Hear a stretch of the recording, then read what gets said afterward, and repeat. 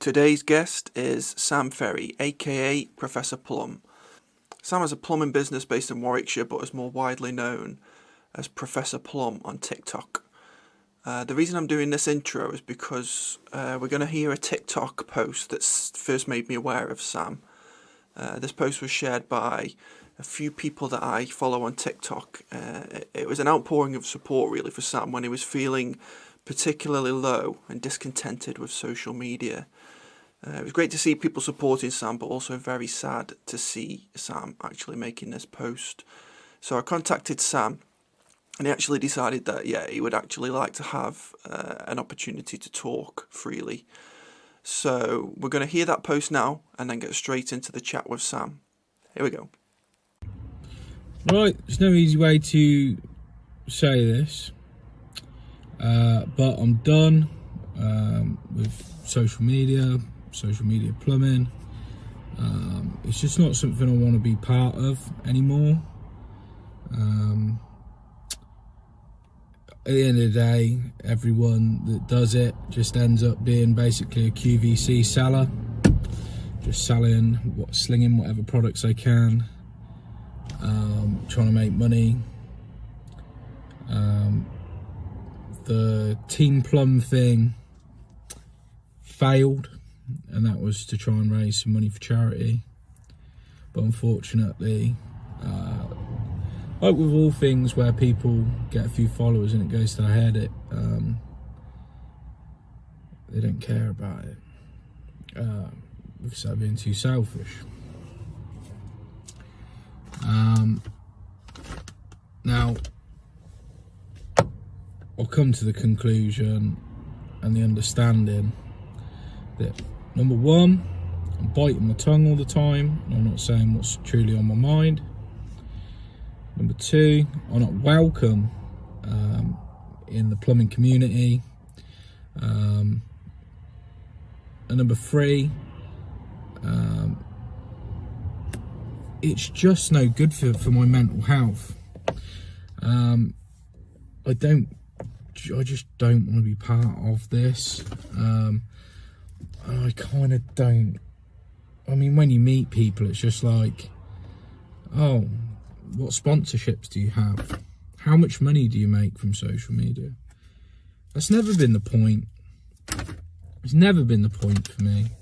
I've only ever wanted to do it just because I enjoy editing and I enjoy media, and it's something that I wish I'd have done maybe at school or college or university. I enjoyed the editing side of things, but other than that, it's just not doing anything for me. So I'm just going to spend time with my family. Some people might know I've got a 2-year-old son, and he's something that I want to be spending more time on and being more devoted as a family man. But it's been fun for the most part. Just recently, I've realised how things are.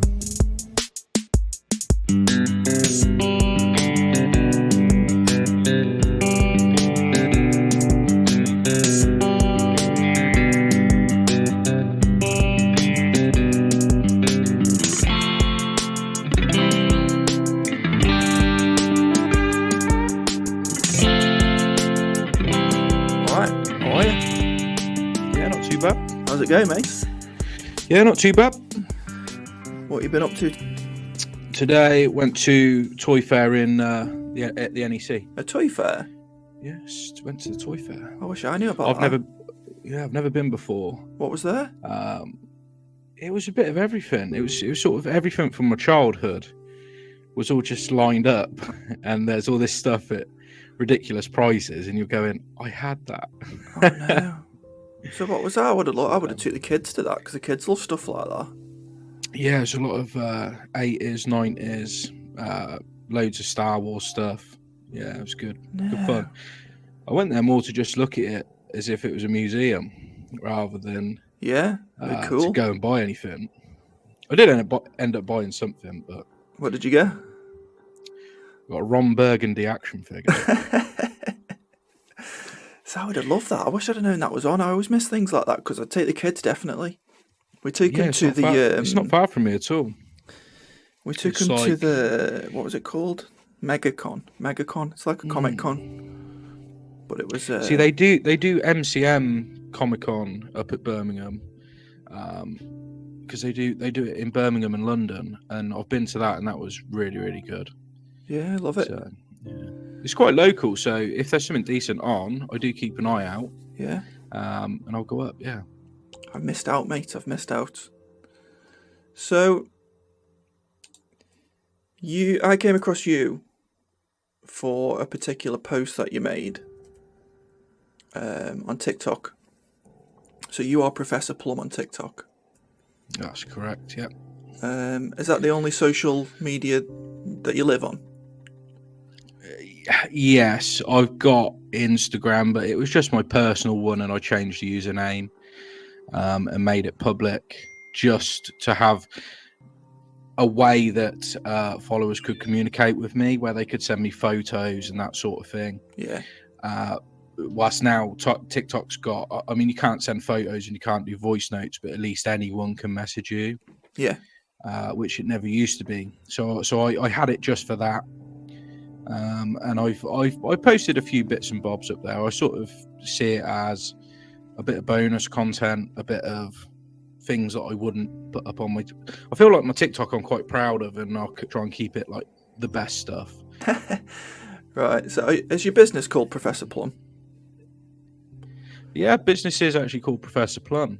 It was my sister that came up with the name, and it just stuck. It was like, right, I've got a child on the way. I've been made redundant because of the pandemic, and I needed to start up. And I thought, well, it's got that. It sounds nice and friendly, and it's something a bit different. It's not Samuel Ferry plumbing and heating. It's not too generic. It's going to stand out a little bit. Yeah, and it has. A lot of my customers always compliment me on the name. Actually, yeah. A lot of people went. So when I was starting my business, like there's like it's bollocks to be honest, but there's support available. You know, like the chambers of commerce and all that crap. Yeah. It just seems to me like there's a lot of people like counsellors and what have you that work for those types of organisations, and there's a lot of money involved in them, but they never give the money to the new businesses. It's just like they've got nice offices and stuff. Anyway, so they offer this mentoring service. They say, oh, well you may have gone through this yourself, I don't know, but so they said they give you a mentor. It was a nice lady for me, but every person I would speak to, they say, oh, you need to call your business something like. So for you, they'd say, where are you based? I'm sort of Warwickshire, but I'm more towards Stratford. Yeah, so the equivalent advice that they would give to you, that they were giving to me, they would say, oh yeah, you need to call yourself Sam Ferry, Warwickshire Plumbing. And I'd be like, what? They'd be like, yeah, because that's how you get found on Google. And I'm like, I'm not really aiming for it's very a small vision to call yourself something very local like that. Yeah, I've always wanted it to be quite like a fun name. Yeah. I didn't go down the route of, because Stratford upon Avon's just up the road. Look, Warwickshire is famous for one thing, one man only, and that's Shakespeare. Yeah. So it's you see it like the taxi service or fellow taxis. Yeah. They've all got, you know, Shakespearean names. Yeah. And that would have been actually quite a good option, maybe. But Professor Plumb is just one of them things. It's memorable, it's almost anyway. like jokey. But and this is the thing as well. A lot of people don't realise that I've never played Cluedo. I had no idea about the character Professor Plumb. Or me. Until you just said it. It's nothing at all to do with that. I didn't know that either. It sounded friendly and personable. It sounded like a person. Yeah. I've seen it as, look, a lot of guys, they want to own a business and they want to see a business grow, and a business is something that grows. I see it as it's not a business, it's just a job, and I would just want to keep myself in work. I don't have that aspiration of employing other people or expanding into bigger area or taking on more work. It's just keeps me happy. So do you just tickles me cover by. the local area? Yeah, that's it. I cover about a 10-mile radius. That So it? it's where I live in Shipston. There's only one builder's merchant. Well, there's a couple of builder's merchants, but they're all on one little industrial estate. There's nothing for miles around, so you sort of it's like your home base is your local merchants. So it's not being too far away from a merchant's. When you're doing repair work, you're always going to have to pop off and pick up something. You never know what you're walking into a lot of the time. It sounds like you've got a nice little area there, mate, if you don't have to travel too far. No, it's a really, really nice area. And I'm not from this area, so I still see it with sort of rosy-coloured glasses where I'm like, oh, so lovely around here. And all the houses are really nice. And it's a very middle-class area. It's loads of millionaires and footballers and all sorts of people. Whilst I grew up sort of outskirts of Northampton, and it's completely different.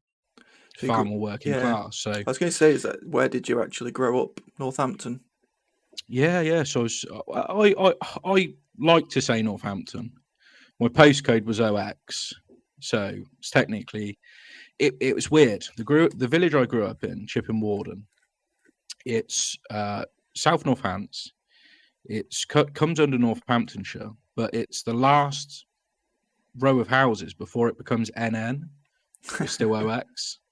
But when I did my car insurance, I got cheaper car insurance because I was in the Northampton bracket rather than Oxford. Oh, right. Yeah. And I support Northampton, so the Cobblers. So it's all right, mate. Yeah. Can't choose who you support. Some people do, but I don't think you can. Oh, yeah, a lot of people do. Yeah. A lot of people do. I've got a lot of family that are Man United fans. Yeah. Yeah, I get that. So people who are about our age, we have like a thing with Man United because same as you, where I grew up in Stoke, like council estate in Stoke was just like everybody there is from Stoke, like proper Stokey people. But I reckon about 80% of my friends supported Man United. That's it. Same with me. Everyone's especially like my area. There are no Premier League teams or even really Championship teams. I mean, the nearest we've got is sort of like Aston Villa, Birmingham. Yeah. But really, you got Oxford, Swindon, Northampton, Luton. They're all lower league teams, and so everyone wants to support, the glory boys that win the cups. No. Whilst I enjoyed just going up through the playoffs from League 1 to League 2 to League 1 or whatever. Yeah. I enjoyed it, So, growing up there, so you're a plumber now. You've already kind of intimated that you weren't, you may have been, but you were made redundant by some company not that long ago. So, growing up, did you always want to be a plumber? Is that something that you were like? Right. So with school and academically, there's many reasons to it, but I was not the type. I wasn't able to sit still at school. I was, and I think a few other plumbers that I spoke to, they're either dyslexic or got attention deficit disorders, things like that, and we want to work with our hands and we want to be doing something. And so I just wanted to be on the building site, basically. My father, he's an assets manager, so he's firmly in the construction game. He was a clerk of works before, so he's always sort of been in that world. And when I was doing my school holidays, I always used to go and do some labouring for one of the companies that he was associated with, and I just loved it. Loved every bit of it. They used to give me a little bit of cash. It was £30 a day or whatever for a bit of labouring. I thought I was a millionaire when I was at secondary school. £30 a day. Yeah. And I just thought, this is brilliant. I don't even have to think. I don't have to do any reading, any writing. I just work. Yeah, covered it with loads because obviously I speak to trades most of the time. school to me is weird. I can't believe it. Even now, it's still, I don't know, 30 kids sitting in a square box looking at the front, and it's changed very little in like hundreds and hundreds of years. And the ones that do well in that environment. But if you can't do well in that environment, you're struggling. That's it. I listened to the podcast with Michael from Virtue Bathrooms, and did he leave at school at 14? Was it? I think he said 14. Something like that. Yeah. It's you don't have to be academical to be successful. No. You know, success comes from your own willingness to put the work in. Yeah. And if you're willing to put the work in, you're willing to get your head down, and you've got a business mind. This is what I find funny as well. I got 3 GCSEs. One was tech, so it was like woodwork shop. One was 3D art and design, which was making clay sculptures. And then the other one was business studies. Business studies was supposed to be the really hardcore, don't do that. To be fair, the only reason I did business studies was because when we did the open day and we were looking at all of the different lessons you could do, all of the different classes, I went straight to the back of the book on the open day, and I went, well, what field trips are there? And the field trip that was with business studies was a day out at Alton Towers. Yeah, sign me up for that. But yeah, when I was actually doing it, because it was something that I enjoyed doing, I'd done really well. I got a B in that. That's the only GCSE I got. You know, that and 2 others. So yeah. Did you go straight from school to work, or was there any college or university? So at school, I used to do 1 day a week doing carpentry. Sort of like the naughty kids always used to get sent off to do catering college. It was like, just get them out of the school for 1 day a week. Just get them away from the school so there's less trouble. And I didn't like it. And I said to my dad, "This is wrong. You know what I mean? Why can't I go and do something that's an actual qualification?" So we sort of winged it and managed to convince him, look, I'll get a formal qualification doing carpentry. So I used to do 1 day a week doing carpentry from school. And there was no intention of going straight onto that firm. It was just when I was there, I found some money I was ripping out a kitchen. Under a plinth was a big roll of notes. And I just picked it up off the end of the shovel, just took it into this old lady. It was council work. And I just said, "Oh, you've left some money in one of the cupboards," and she had no idea. It was probably a drug dealer's house or something before she moved in. She was over the moon.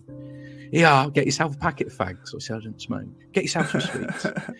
and she called up the boss, and she said, "This guy's just, I can't believe how honest he is. He just gave me a big roll." And I think it was about £300, nothing too crazy. And he just pulled me in and he said, "Look, I want people that I can trust, and I can clearly trust you. So would you like to come and work for me once you leave school?" So I went to work for him, and I started out, like I say, doing carpentry. It was about kitchen fitting. It was Howden's kitchens. And he said, "Right, let's actually send you off to college." So went to this open day, and I wandered straight over to the plumbing bit, signed myself up for the plumbing. He brought me in. He said, I thought you wanted to be a carpenter." I said, "Yeah, but the plumber gets paid more. You're a businessman." And he went, "Oh, fair enough." I always angled, as soon as I found that out, I angled for the plumbing. I always angled to be a plumber because I was like, well. So this guy's offering you a job. he's got a chippy business. Was that his business? No, so they'd tendered for this housing association, put out this work for tender, and he won it. And he owned a very small decorating firm, and so he won it. And then he put a load of guys that he knew from the pub basically together, and carpenters, plasterers, and the work they tendered for was a kitchen and bathrooms contract. It started out with so many 100,000, and they were so good at what they did. They worked so well that they ended up with, I think it was a £3 million contract for kitchens and bathrooms. And then it just kept getting extended. Every year it went out to tender, they won. So, yeah, it's just kitchens and bathrooms on the council. Nice. So, any let you go to college to do plumbing? What was that, once a week or full time Yeah. or what? Once a week, so I used to go on a Wednesday. Right. What was it? What was it actually? What was the qualification? Because I know some lads do NVQs first, or what was it? So this was MVQ level 2. Yeah. And then you do your MVQ level 2, then you do your level 3. And then whilst you're doing your level 3 there, you get your G3 qualification as part of that, which is like your unvented cylinders. And then you go on to either do renewable energies or gas. At the time, it's completely changed now, and it's a different structure. I think you have to do your gas now or renewables. It's not. I don't think you can just become a plumber now. I'm not 100% on how. I mean, it was 13 years ago, so yeah. But yeah, so I did. So what was that? 2 years for the MVQ level 2, and then it was 3 years for the MVQ level 3. Now, I got to the end of my MVQ level 3, and then I was about to go on to my gas course, and I was sat in with the gas lads because I actually did choose to do renewable energies, but out of a class of 30 people, I was the only person that wanted to do renewable energies. I don't know why. I just fancied doing it. I should have done gas. So I was just sat in with the gas lads because otherwise just go home, because we don't even have a teacher to do it. There's no other students doing it. So I sort of just sat there just like doing my gas, and I was half-hearted in it because I thought, well, I'm going to be going off to do renewables soon. And then I had a long story short, I fell out. Now, I picked a very bad time. It was during a recession, so there was just no work out there. And I went and worked in a factory for a little bit. I walked round town centre at Christmas because I was so desperate for work. I was giving out my CV every single place I could possibly give it out, and I ended up at a jeweller's. So I was selling watches for a couple of months. I was working there for about 4 months, waiting for. I'd been in and had an interview with a guy called Matt Deasy. He owned a company called Deasy Management. They'd got a project on in Banbury working at. It was a homeless youth facility. So were you qualified at this point? What's that, sorry? Were you qualified plumber? Yes, yeah. So obviously I had my MVQ level 2, MVQ level 3, and I had my G3, but I didn't have gas. So I went and I went and met him, had an interview, and he said, look, can you fit soil stacks? I said, yes, I can fit soil stacks. Can you do first fixing? I said, yes, I can do first fixing. And he said, look, the one thing that we really need is someone that can fit unvented. And I went, well, I've got my unvented as well. And so he said, right, you got the job. Now, the building was built in 1999, and they found asbestos, or they thought they found they found asbestos. So it's right on the cusp of it being banned when they built the building. So it messed everything up, and basically the project got delayed massively. So I ended up staying on at this watch shop for about 4 months, and then I went and worked for them.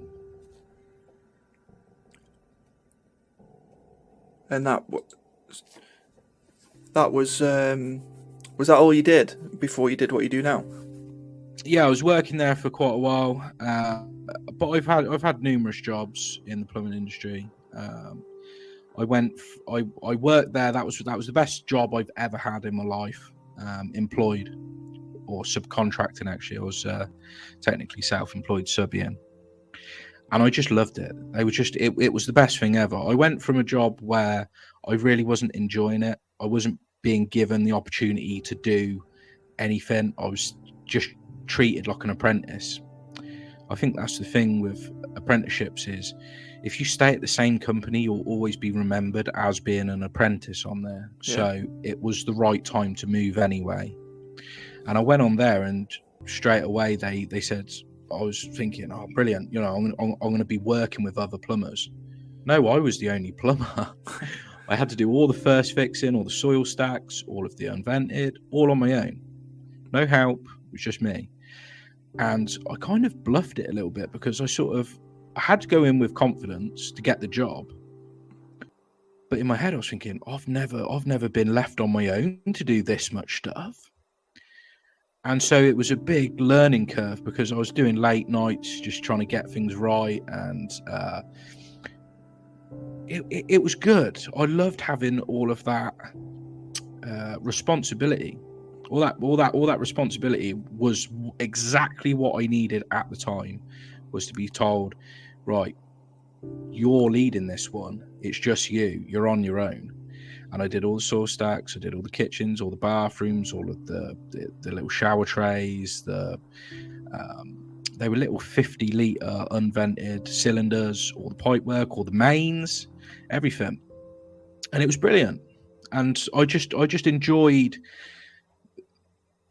the two guys that owned it, Terry and Matt. Now Terry had this old school mentality of, he said he used to be a paramedic, and he just said that the way that their management structure worked when he was employed was it worked with praise rather than punishing people and saying you've messed up. Every time you see something that someone's done right, you say, wow, that looks amazing.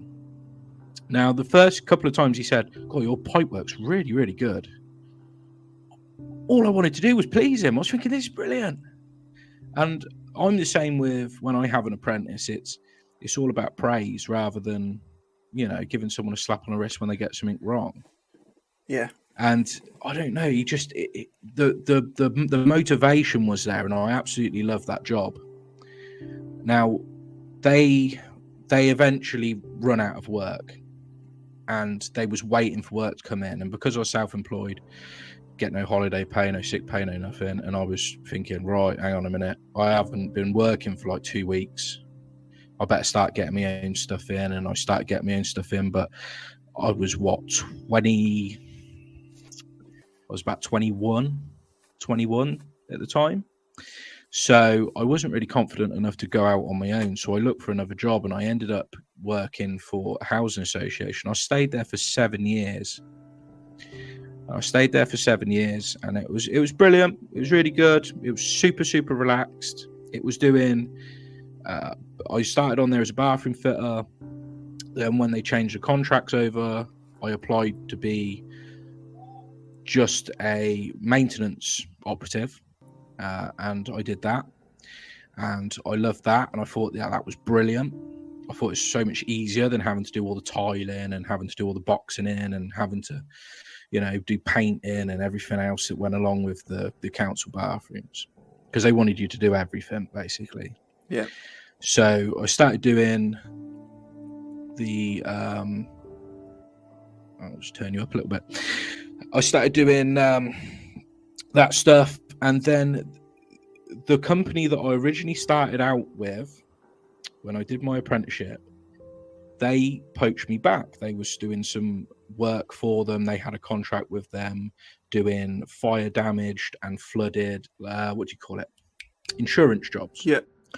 Like the larger scale stuff. And they said, I got chatting to some of the guys, and they saw how I'd come on, and they said, do you want to come back? And I went back to them, self-employed, subcontracting, and they offered me twice as much as I was on the council. So I was thinking, even without the holiday pay and without the sick pay, I've got to go for this. It's an offer I can't refuse. They're going to provide me with a van. You know, it's fantastic. It's almost too good to be true. Now, I started working for them, and it was a bit more traveling, and it was a big jump between this sort of typical council work, being a typical council worker and pottering about doing odd bits, to full on, working for profit, because you're not working for profit in social housing. It's just you're just using up the budget that they have to do the repairs or bathrooms, like planned maintenance stuff. So it was a big shift, and then the pandemic hit. And what happened? I was one of the last people to have joined up again, and so I was one of the first people out. They laid off everyone overnight. It was right. All of our sites have been shut down. Sorry, there's no work tomorrow. You know, the government said we're into a lockdown. A lot of these sites shut, and we had no work. So I was there just thinking, oh my God, what do I do? I've got no money. I've got no savings. What do I do? And I had my son was due to be born. Now, that's motivation. You need to go out and you need to earn money. You need to provide. And I think when it's your first child as well, like it's like panic stations. We need this and we need that, and we, you know. So I literally just was sat in my flat with my sister. I said, I'm just going to have to. I'm registered self-employed, so let's just start doing some work, and we'll work out the whole tax thing, and we'll work out all of this stuff that I was scared of. And then I realized it wasn't this big scary monster. The tax man is not some big scary monster. You just got to be sensible and put a little bit of money aside. And then you end up putting enough money aside that when you go and see your accountant, they say, oh, you don't need that much, all right. In fact, you're getting a rebate, you know. Yeah, it can be scary setting up a business because there's a lot of things. That's what I was always scared to set up on my to go on my own, because I was scared of the tax man. I thought, oh, it's this big scary thing, and people get in a lot of trouble, and you know they ruin themselves financially if they're not careful. And so I was overly cautious, and that was probably a good thing. Obviously, it's always good to be a bit cautious. But it was the exact push, the exact drive I needed to go off on my own. And my son was my biggest motivation to just keep going. Didn't matter what happened, just keep going, and just push me on through it. Yeah. So just go back to what you said about praise. So I'll probably think out loud now because I've thought about this before. I haven't fully thought this out, so there's not that much meat in it. But I just like, you know, like when you're a kid, and with your kid and with most kids, if you're a decent parent, praise is a big thing, and all kids love the praise, and that's how you'll get the best out of most kids. Yeah, it is. Or young 100%. People in general. But that doesn't really leave people. So, you know, like you're an adult getting praise, and it worked. Yeah, but it does. It works. It's like my son. It's if I tell him off, he'll cry. Whilst if I say to him, "Do you want to set the table?" He's 2 years old. Yeah. He's like, brilliant. I've got a task to do, and I'm getting told, "Well done, good boy." Yeah. You know what I mean? He came in the other day. He finished his fruit shoot, just launched it across the room. I was like, "Pick it up and put it in the bin." And he was like, "Okay." You know, I didn't tell him off. I just said, "Put it in the bin." As soon as he put it in, well done, mate. You know what I mean? Brilliant. And he was like, "Oh yeah."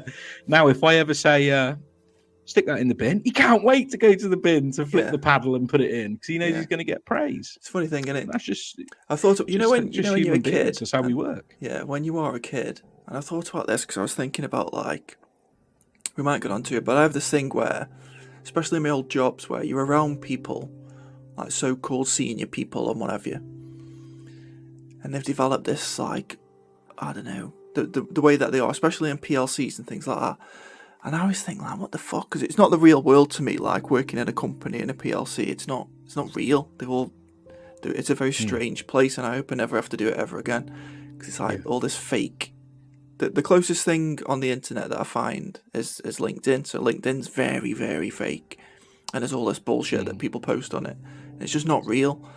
And I always think, like, when you're a kid, and like I say, I haven't fully thought this out yet, so there's not that much meat in it, but I always think, so when you're a kid and you have all these things going through your mind and the ways that you act and whatever, you're not that different when you're older. You're not that much older, even now, however, I don't know, how old are you, like late 20s? I'm 29, yeah. So 29. you're not that much older than when you were like 12. Do you know what I mean? Exactly. So you still got that 12-year-old, some things going in your mind that when you were 12 you may have been thinking. You've still got that. And that's why praising someone who's in the 20s still works. We're still kids, really. Do you know what I mean? I still think about things that happened when I was 8, 9 years old. Yeah. Things that happen to you when you're a child, they Yeah. follow you through the rest of your life. It's what shapes you into the person that you are. Is every past experience you've had is a building block into who you are today. Yeah. And that's what I always find myself in those companies. I just think, like, we're just a bunch of fucking kids who've been given these titles. We're not that much more intelligent than fucking kids. And we give ourselves these titles and we're sitting in a fucking office pretending that what we're doing here is really important when it's not really. It's all bullshit. I've never felt grown up. I've got a child, I pay my rent, but I still feel like a child. I still go to a toy fair and buy action figures. Yeah. I still feel like the 12-year-old I was. Yeah. I don't feel any different. I still love watching Lord of the Rings, There's things that just don't leave you. I think men just since I've thought like just children. That. Well, no, I think everybody is. And since I started thinking like that, so I used to be in a room, say, with the CEO of fucking whatever, or the managing director of whatever, and genuinely, I used to get like, I don't know what probably nervous because you're like, oh, I'm with this senior person, and you don't speak properly, and you're thinking, oh, what. And yet, but now, So I think the reality is this: that when you meet anyone, they just want you to treat them like you would treat anyone else. I don't know. You know what I mean? Like, I don't know. I think there are some people that want you to kiss their ass. Yeah, there is some loads, people that enjoy loads of people like that, and that's what I mean within business. I don't know whether it's business itself that's like giving people they've got this idea that, oh yeah, I'm senior and I'm important, or they think they need to be senior and important. But I always look at them now, and this is how I started looking at them towards the end of working for a PLC. I'm sitting in a room and I'm thinking, you're not that intelligent. You're not so much more intelligent than me sitting here. And I was thinking, like, we're that's what I mean. We're all still a little bit childlike, and I expect we think we're not, and we look down to children, and like we're going to teach these children to do these things, and that's how I think some senior people look at employees. They literally look down on them. And like I said, I haven't thought about it enough to have a proper, have some proper meat behind it yet. But I was just sit there and think, we're all just fucking idiots still. We're not. Do you know what I mean? This is the thing. This is my whole journey at the minute, and what I've been doing recently is looking back over the past and trying to work it out and see what see what I'm made of. I want to see where I've gone wrong in things, and I want to see.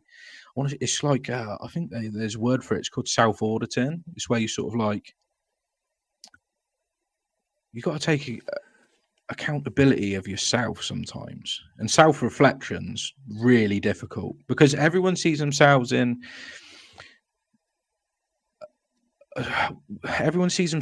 a filter. Everyone thinks that they're a really good person. Now, I saw this before as a clinical psychologist said about put yourself in Nazi Germany, for example. In your own head, you're the person that's the big hero that would have saved everyone, and you wouldn't have joined up. You'd have gone against the grain. Now try and put yourself in that situation and deeply think about it. See if you can be real with yourself. Yeah, it's we all see ourselves as the hero. We all see ourselves as the main character, and we're not. And we're all and we act in the world. Sometimes you do something really stupid, and you do something that you completely and utterly regret, and you look back and you go, "That's not me. That's not who I am. Why did I do that?" You still did it, but it's not you. You know. That's what I mean.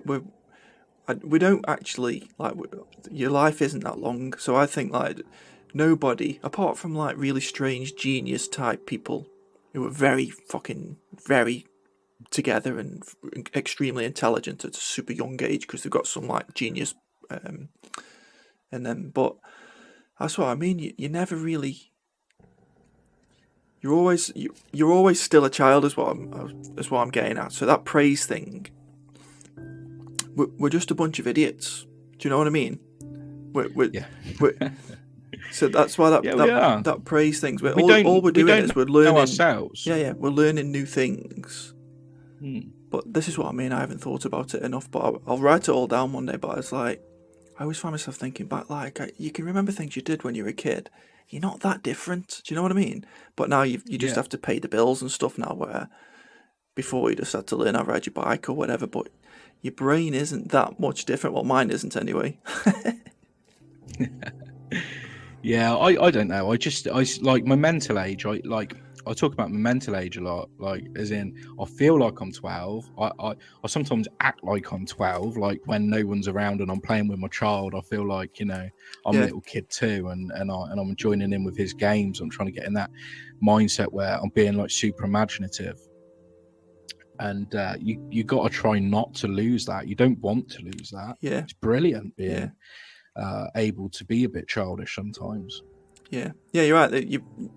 You've hit on a point there that I was probably trying to say. I think people stress out a bit too much. Like, I need to be grown up. I need to get a job. I need to earn this much money. I need to do all these things. And I think that's probably where a lot of stress comes from. You know, like mental health things, and because you're forgetting that like we're not that different than 15 years ago. Really, we're not, are we? We're not that different. We might have learned some new stuff, but we forget to actually. We forget to forget about things and just enjoy yourself. You're right. That's it. I try desperately to look after my own mental health. I know I've been through anxiety. I've had panic attacks for most of my adolescent and into my adult life. And I know when things are coming on. I know when I'm taking on too much, when I'm doing too much. And it's like with work. I said earlier, this is just a job. It's not a business. It's just a job. It's just to keep me in work. I want to pay my rent, pay my bills, be in no debts. I don't want to take on any debts by buying a brand new van or, you know, anything that's not necessary. If it's not necessary, I don't buy it. And then I can be a bit more stress-free. The fact that I'm the richest person in the world in my own head. I have something more valuable than anyone else has got, and that's my child, and that's how every parent should think. Yeah, that should be enough. Yeah, and it's not that I'm not an aspirational person. It's just my aspirations are different to other people. I'm not money driven. I'm more driven by how can I improve myself? How can I be a better father? How can I be a better whatever? Yeah, that's what it is. We get caught up in. I'm exactly the same. Even now, to a point, we need money. We need a better job. We need a better title in whatever job we're working in. We need to work for a better company, or we need to learn new things. And you just forget everything else. Like you forget everything that you've just said, which is real life, which is your family and what have you. And I think a lot of people, including me, you let it get on top of you, and you let like we'll get to it. But even social media now, so people are thinking, oh, I'm on social media and I'm fairly successful. I need to do this and I need to do that, and before you know it, you're like not enjoying yourself anymore. We'll get to all that, but it's like money and I 100% fell into that trap. Yeah, 100%. That's the trap that I fell into. That's why I felt the way that I felt. Yeah, and I'm still trying to navigate that and try and learn from my mistakes. That is a trap. It's another trap, in it. It's not even a trap that's set by anybody on purpose. It's just everybody starts thinking, I need to do this, I need to do that. It's a mindset. You don't need to do fucking anything. You need to do something that you enjoy doing. The problem we've got is we're all stuck in a little bit of a game with paying bills and having enough money, and then bills keep going up, so then you get caught up in, I need to earn more money, I need to get a better job, and worrying about all those types of things. So the pandemic, was it at the very beginning of the pandemic you decided to go on your own? So I went through the first lockdown. Everyone saw it as it was the Black Plague. You get it, you're dead. Yeah, That's the way the media presented it. yeah. Well, The nobody media knew are to then. blame with Yeah, devastating to people's mental health. Yeah. People become hypochondriacs. People become just encased in their own house. yeah, And it was because everyone genuinely believed, I get it, I'm going to be on a ventilator, I'm going to be, it's Yeah. going to be horrendous. I thought it made. I was collecting masks and fucking making sure I Yeah. didn't go to places because at first nobody knew what it was at the very first thing. But That's it. We were sending one of us out to go shopping. Either me or my Yeah. dad. I moved back home during the first lockdown, and me and my dad would go out and go shopping. We'd come back and we'd strip all our clothes off in the garden, put them in a bin. yeah, We'd wipe down all Yeah. of the packaging. yeah, You know, we don't want this. We don't want to get the Black Plague. yeah. Spray It's down still your around. when the It's postman still delivered around. parcels. Nothing's changed. You know.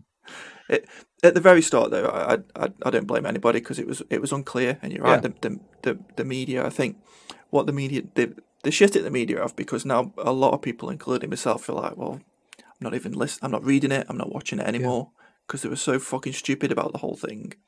It was ridiculous. I mean, it just shows that fear mongering is what gets them views, and now it's just, a nuclear bomb's going to come over from Russia any minute. Be scared. Keep your eyes on the news. We'll update you. Yeah, unfortunately, I think a lot of people don't really fucking give a shit anymore with the so-called mainstream news. I completely blanked myself from anything political and the news. I'm just not interested at all. It was clear on it that there was like, I don't know, you can get into conspiracies and whatever, but the thing that isn't a conspiracy is money. So it was very money oriented. A lot of it was how can we get the most money out of this? And it's clear that there was a lot of dodgy shit going on. People can deny it and say, it's not a conspiracy at all. That there was fucking billions and billions of pounds being thrown around for nothing. Yeah. So it was clear someone was taking 100%. You know, people were getting contracts to make test tubes or whatever. Yeah. From because it's the MP's cousin or mate or whatever from their private school days. Yeah. And it was just all. We live in an extremely corrupt country. Yeah, they created we're a first world country, but it is corrupt. Fast track system, didn't they? And then, believe it or not, all the companies that could use the fast track system had fucking links to MPs or political parties, and it was obvious bullshit, mate. And the billions and billions of pounds that they've wasted, and now they'll come on TV and say, we're looking after you and we're giving you money. Like, you're not giving us fuck all. We give you money so you can look after the fucking country. And then it does matter. Britain is so worse off because of the pandemic. We're still not recovering. We are not recovering in the same way that other countries are recovering.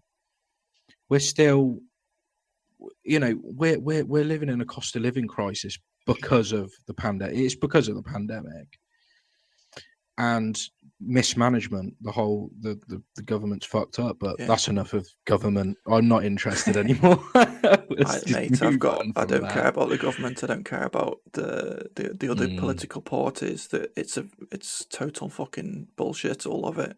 It needs a complete overhaul. It makes you sick when you look into it, and people say, oh yeah, people might talk about it seriously. You can't fucking talk about them seriously because they're all idiots. They're all in it for themselves, and they take money and they waste money and they don't look after people who need looking after. It's bullshit.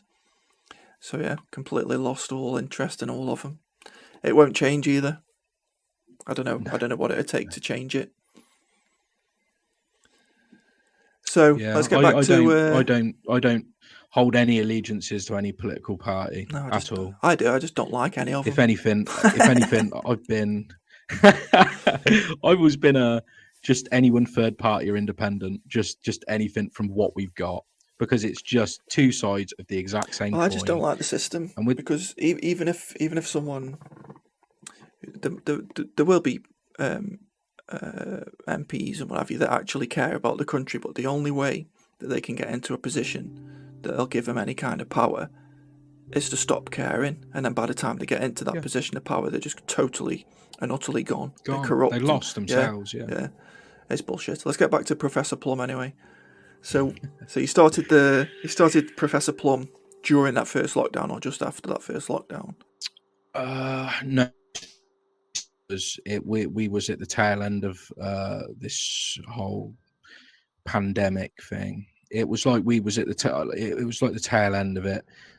It was when I started trading as Professor Plum. So because I was working during the second lockdown and uploading videos, I'm pretty sure.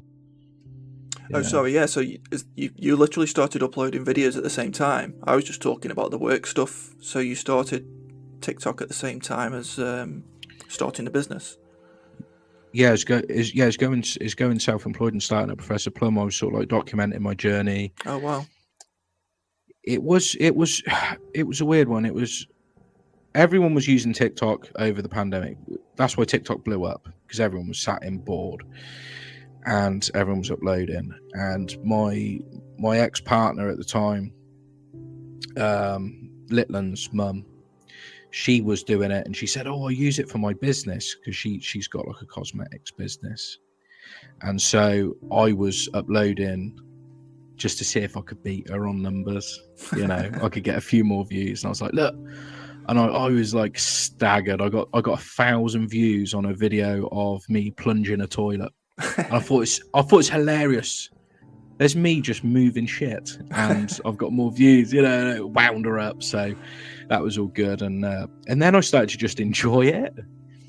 And I was completely amateur. I've never done anything in media. I've never, I'm useless with computers, as you can probably tell from setting up this podcast. Nobody knows, mate. You didn't have to mention it. I would have edited it all out. And and it was just one of them things. I just sort of like got more and more into it, and it was just completely and utterly for fun. There was no motive to start with. It was just like, I'm doing this for fun. Then I started to enjoy a particular type of video, which was, I've never watched social media plumbing whatsoever, apart from when I started my business. For some reason, I typed in how to set up a plumbing business on YouTube. There was this guy in America called Roger Wakefield, and he made plumbing content. He still does. He's I think he's like the most famous plumber in the world at this point. Millions of followers. And I was watching him and I was like, oh God, some of his stuff. I was like, I can do that, but translate it to English, because English and American plumbing is quite different. It's similar, but there's major differences. And so I thought, right, I'm going to sort of like take a leaf out of his book and sort of copy what he was doing, but breaking it down in much. At the time I started TikTok, you could only upload 1 minute videos, so it was very difficult. You couldn't do no voiceovers. You could, but I wanted to explain things more. So it was like part 1, part 2, part 3, just to show someone how to do a shower valve or whatever. And I wanted to make them like educational. And then I don't know what happened. It was like, it was a blur. All of a sudden, I got a pretty decent following, like 2,000 people, something like that. And I was like, can you 2,000 people? If they were stood in front of me, that's a lot of people, And then I sort of set a target, just a follower target. So it's like, right, I want to try and get to 5,000 followers. Then I'll try and get to. And then after, when I hit 5,000 followers, it's like, let's do 10. 10 come really quick. And I was thinking, right, let's set the ultimate number. What is the maximum I'll ever achieve? And in my head, I truly believe, looking at other creators that were doing it, because you start to take notice of other creators when you're doing it yourself. It was like, if I can hit 25,000, I've made it. I've become legitimate enough on the app that people are going to go, oh yeah, there's Professor Plumb's videos, And so 25,000 was the goal. And along that journey, I met people, and made friends through the app. And then after that, it just sort of spiraled out of control. And I think once I hit my goal, hit my target, I didn't have another target. I never had another thing that I wanted to achieve. And so I sort of threw myself into, right, what can I do? What can I do? What's the next logical thing? Or what's the next thing? And I wanted to do something that was still creative, but it was going to benefit outside. I wanted to do something charitable, so I set up a clothing company called Team Plumb, and it was through Redbubble, and I was really surprised because it took off, and we was making some decent money for charity, and it was me and two other creators that we sort of started at the same time, and we become good friends, and the three of us set up Team Plumb, and that was my main focus then. But there was things happened with that, and it sort of fell apart, and that was my biggest regret, and something that I can't really talk about fondly anymore. I can't talk about it in like a fond. I don't reminisce on it fondly. So you set up a merchandise business for charity. And it was Team. Was it Team? I've never seen it. So was it Team Plumb branded? Yeah. So gear? it was called hashtag Team Plumb. It was the hashtag that me and these two other guys used. Like, we're Team Plumb, our little gaggle of plumbers on TikTok. We're Team Plumb, and we were like, we got an offer to make. A company reached out to us. I can't remember what the company was called now. They reached out to us like, would you like to do merchandising? And I was like, no, I don't want to do merchandise, and I don't want to, I'm not here to try and make money. Spoke to the other two guys. They were like, well, how's that going to work?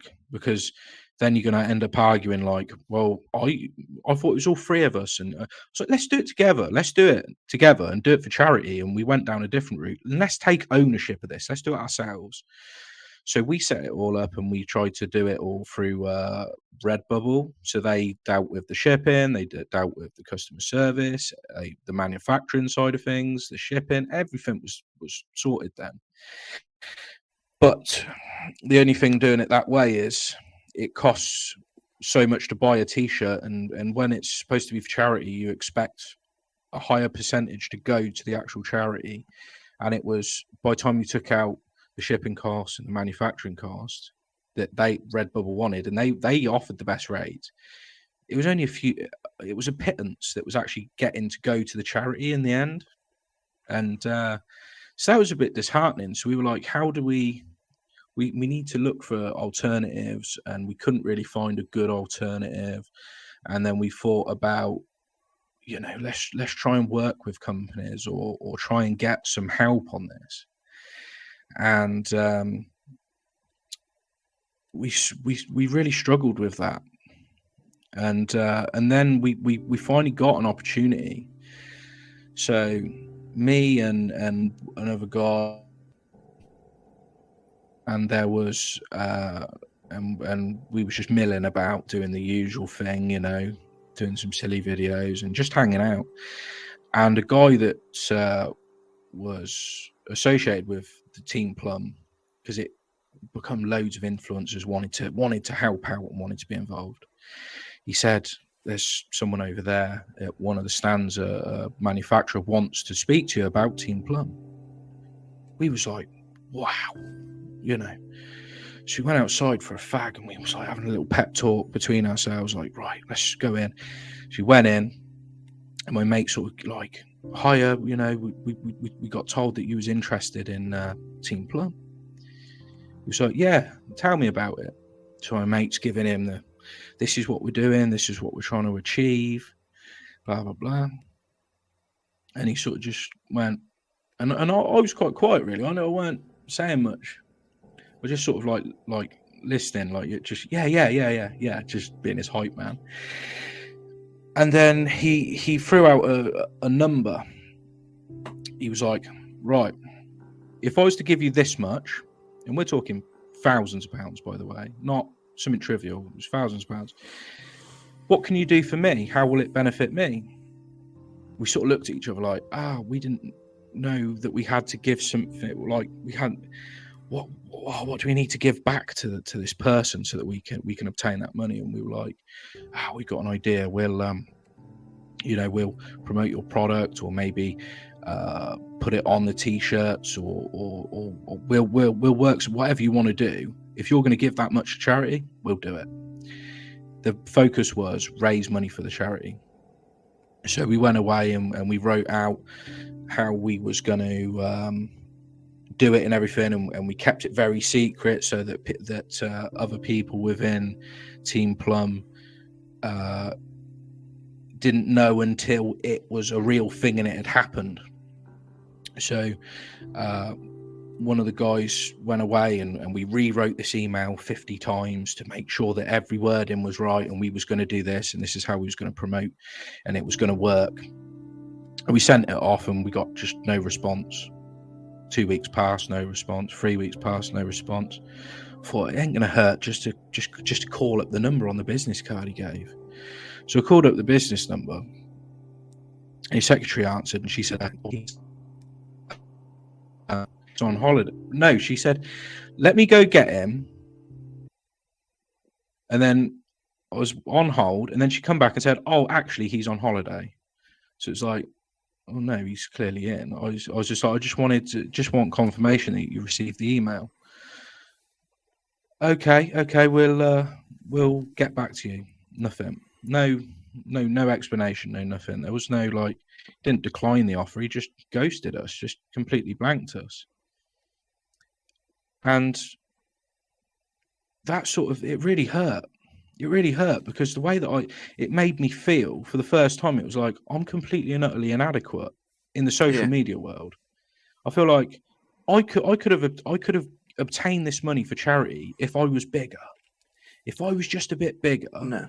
If I was just a bit more successful on here, he'd have been more interested. He's working with someone else who's far bigger than me. I've got to get to that level. Yeah. And it really hurt because I don't feel like I've got an ego, but I think it gave me an ego. Yeah. Because then it was like, well, I have to do these certain things. I have to become this sort of corporate monster to get to a position where I'm big enough to for them to have took notice of me. Yeah. And it was a massive setback, and it just crushed our motivation. All of our enthusiasm just went out the window, and Team Plumb just sort of dissolved and faded into nothing. Yeah. Because none of us wanted to promote it. We sort of, it was such a knockback. Yeah. It can happen. It's happened to me, but in a completely different scenario. You probably didn't have an ego, and what's happened is you've fallen for the trap that nobody's actually set, some bullshit business trap or social media trap or need to be successful trap or whatever, and you actually have developed an ego. And with regards to people ghosting, it happens all the time. It happens to me. It's happening to me right now. It's just business. It's just business. Yeah, it happens all the time. Some people are nice about it, and some people aren't. I'd never entered that world. I'd never entered this world. I've always just been a plumber. I'm just a plumber, and I just get on with my job. And I didn't know about this idea of like, well, what can you do for me? How, I thought, well, it's for charity. Everyone's going to be on board because it's for charity. That's not the way it works. That's just not the way it works. Yeah, that was just not the way it works. No. So, and that guy you were dealing with, I don't know him, but I can tell you, I kind of do know him. And you know what I was saying before about where people give themselves these, they give themselves importance, like I'm this important guy, I've got money now, I've played the game properly and I've got all this money, I can offer these young lads money. He might have just been giving it the big one that day, or he might have seriously been thinking about it. But the reality is, I thought about it so much, and it consumed me because I was like, why offer that money? Yeah. Why dangle the carrot to pull it away? And I felt so betrayed that it was for I keep going on. it was for charity. I was Yeah. not going to be making 1 cent from this. Yeah. And I think when it comes to social media, people want to pay for you to do things, and they want to pay for you to make a video. So when it comes to, oh, I'm going to give the money to charity, or just give it to charity and I'll do it.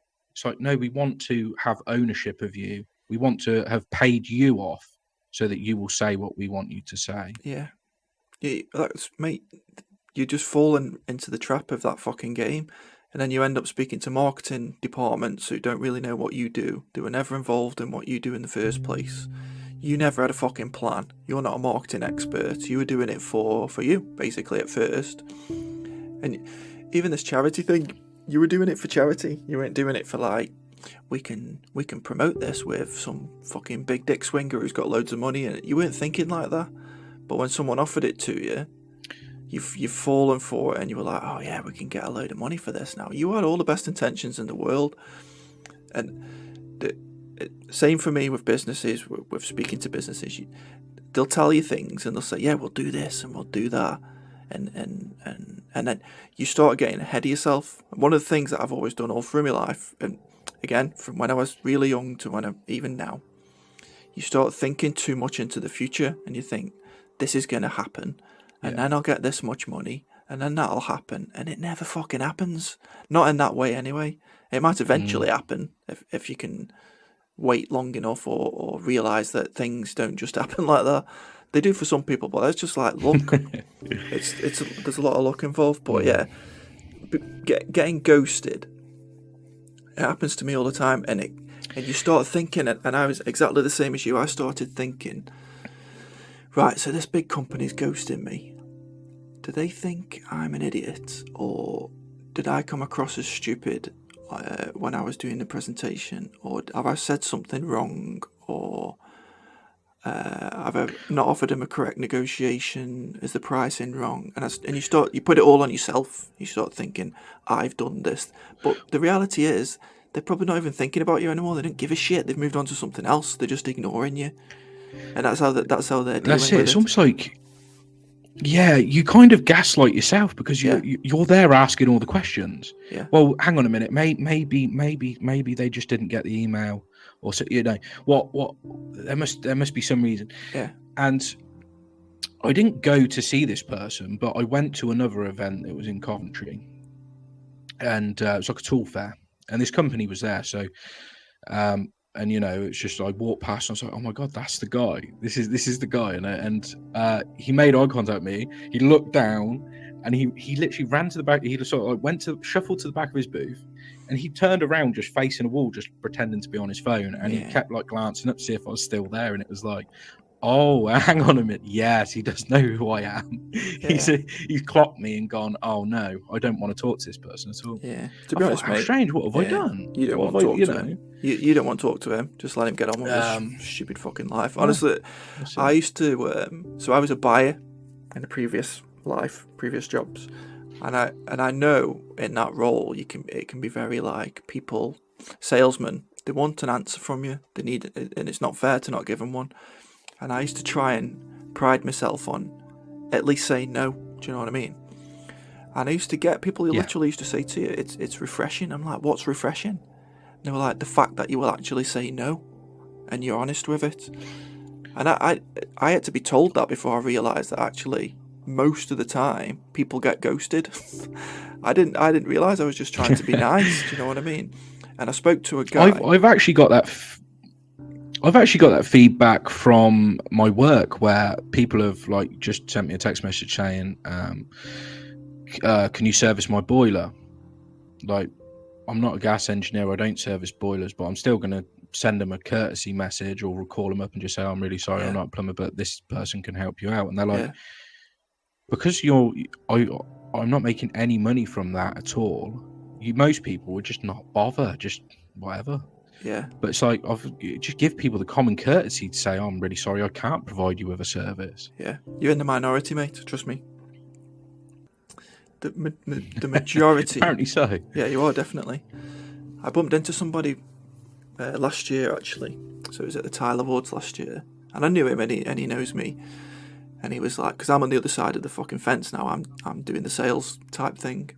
And he was like, how's it going? How'd you find being a sales guy? And I'm like, yeah, you have to deal with a lot of rejection. And some people listening will know what I mean. You probably know what I mean, even in different type of role. But you have to deal with a lot of rejection and like, not even rejection, being ignored, thinking, did I do something wrong or what? And you start thinking too much, like you just said, maybe they just didn't get the email. They're probably working on something else, and yeah, they're busy. But the reality is they're just fucking ignoring you, and they don't care anymore.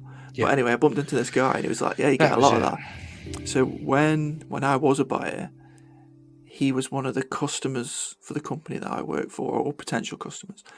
And he actually reminded me that I did that to him. And I was like, really? I was like, no, there's no fucking way.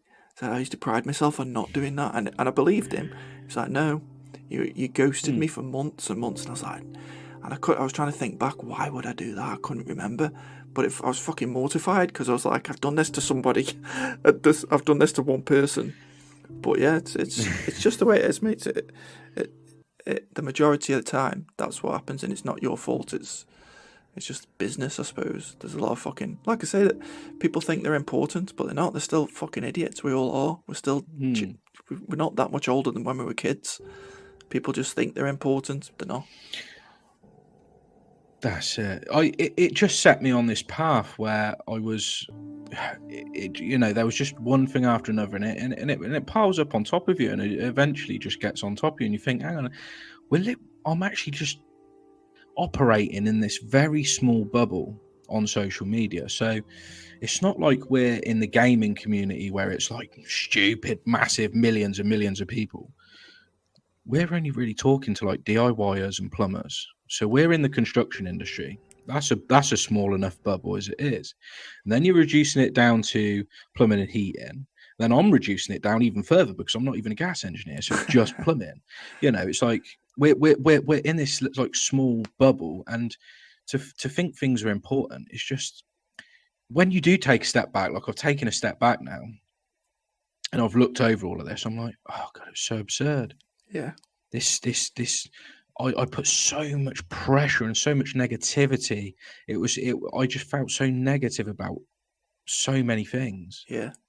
Social media is brilliant. And I think, but you've highlighted there where it can be bad. There's still a lot of people, even if you break it down how you just did, you're still talking about millions of people, millions of pairs of eyeballs looking at the stuff that you do. Yeah, and I kind of felt like I missed the point. I completely and utterly missed the mark, and the point should have been to focus on the followers, focus on making good content, focus on those things, and I wasn't focusing on those things. I went down this corporate goodie bag bullshit path that is just degrading to your self-worth. You sell a bit of your soul every single time you say to someone, oh yeah, I'm going to do this, I'm going to do that to you for you, and then you have this list of videos that you feel like you need to put out, and then you realize I'm not even being paid. I'm just getting a goodie bag. Why am I doing this? Yeah, you're in the game. And you put this unbelievable amount of pressure on yourself. Yeah. So, just for people listening, so you actually are really good at making the videos. The ones that, the reason I've probably seen your videos but never actually followed you before. So the reason I came across you and wanted to contact you was because of Mike from Virtue made a video, like a supportive video of one of your posts, and then what's the guy's name? Ant? Is it Ant? This is the thing. I don't know the other guy, which was really like touching. Yeah. Because he's not someone I know. He's not someone on my radar, and it's like, whoa, hang on a minute. He's making something that's so meaningful. At the time, it was like I uploaded that video. Now it was me saying, I'm done. I'm walking away from social media. It's not. It's not doing me any favors for my mental health. That's the reality. Yeah, and that's the one I saw, and I was like, oh no, And And I just wanted to contact you at first because after watching that, and I know Mike, and I follow that other guy. I think his name Ant Primo. yeah, And Primo, yeah. and I know those two. They're they separate themselves. They're quite good at, like, especially Yeah. Mike. He just tells it as it is. He knows what it is. He understands that social Mike, media can be all this bullshit. Michael messaged me quite quickly after I put up that video. It come onto his radar. I think someone sent it to him, who's a mutual friend of both of ours, Fraser. I think he sent it to him, and he just straight away he sent me the most lovely message, just saying, dude, I think you're such a good guy, and I love your edits, and I think you're, you know, you're doing it for the right reasons. I'll be really gutted if you let people get to you. Yeah. And I was like, well, unfortunately, they He gets have. it, doesn't I you know, I need to take the time to reassess and do some self-reflecting He's good, Mike, over what gets has happened. Yeah, he understands himself, and he understands that what social media is and what it can be. And he is a good guy to speak to, actually, about. So yeah, I saw that video and I was like, oh no shit, and I didn't know you, but I wanted to get in touch with you, not to do the podcast, just to say, listen, because I'm not part of it, so I'm not successful as in influencer or any of that bullshit. But I speak to that many people that I understand it quite closely, so I could see. So I watched your videos and they are really good. So you make really good edits and you speak really well, and then all of a sudden you made this video. I'll play the audio to that particular post before this podcast, so people know what we're talking about. I was like, oh no, and I could see what had happened. Like you'd had enough, and you were putting too much pressure on yourself. You'd fallen into the fucking bullshit. Influencer, I need to do this is my job now, bollocks and all that. So if you explain to people, so you give yourself these goals to get, I don't know, what was it, 25,000 followers, and you ended up with a lot more than 25,000 followers. Yeah, and then then companies were getting in touch with you to say, can you do this for us, and can you do that for us? Can you explain to people, because not that many people know how it works, including myself really, when you're big enough, what does a company do, and what kind of things do they do to try and get you to promote their products or their business? So some of the things that, so you get to a certain level, and if you're not mentally strong enough, you start looking at other people and judging yourself based on what other people are doing, and you think that you have to follow these certain beats to be successful on social media. You don't. That's what I've learned. Now, I was looking at other people and going, hang on a minute, why they're getting these sponsorships, or what I perceived that they was getting sponsorships. Now, I found out later on down the line, it's like a lot of people don't really. Some people, you think they have a sponsorship by a company and they actually don't, but that's so desperate to get a sponsorship that they will almost like pretend to be sponsored by people. It's very strange. And so you get companies that will send you out products, and they're not offering you any money, and you take these products because you're thinking, oh my God, this massive company, they want to talk to me, and I'm just an individual. They've seen me and they think there's something that's worth them sending out stuff, and they want you to make a video. Sometimes they don't even say they want you to make a video. It's just like, oh, we're going to send you these free tools or whatever. They know that you're going to make a video on it, because you inevitably fall in the same trap as every other social media person, which is you get this stuff, you do a little review, you hold it up to the camera, oh, you can get this from wherever and wherever. You're not even being paid to do it, but you just end up doing it. Yeah. And so they've got you without you even having to have been paid to do it. And then there's other things, like there's these, they say, come to this open day, or this tour or whatever. Now, a lot of people think that when you're taking the time out to go off for a day out of work during work hours, and you're traveling and you go to one of these places, that you think everyone that's on social media that's going to it is being paid. They're not. I've never been to one or been offered to go to one where I've been paid a penny. And all you get at the end is a goodie bag. Yeah. And what you've done is you've created loads of content for them. Yeah. That's using your following. That's why they've asked you to go, is purely based on your following. They couldn't care who Sam Ferry is, but they care who Professor Plumb is because he has 60,000 followers. Yeah. So let's invite him. And so they give you a goodie bag, and it usually always contains a baseball cap or a bobble hat or something that you can wear on camera, and you don't even know that you're doing it. Yeah. And you just subconsciously wear this thing on camera. Like, I've been validated by this company, Yeah. because they've given me the VIP treatment. Yeah. And you're paid with just a goodie bag. Yeah. And well, it's like a brainwashing exercise, I've isn't been it? to some. They'll invite you to the I've fancy been to headquarters or whatever, and a lot of people are like, wow, they're showing me around, and they become loyal to that brand. For it might be a good brand, they might like the products or whatever, but they could become fiercely loyal to that brand because they showed them around and they give them a pen and a fucking beanie hat and coffee, and it's the equivalent of whining and dining, but for a tradesman, it's like, look at the factory because it's cool. Good tradesmen want to see that type of thing, but they've got it all for free. And you've got 60,000 followers, but that's not even the tip of it. You've created a community, and I've said this before. Social media is massive, right? And the way it's getting bigger, because it is getting bigger, is by being smaller.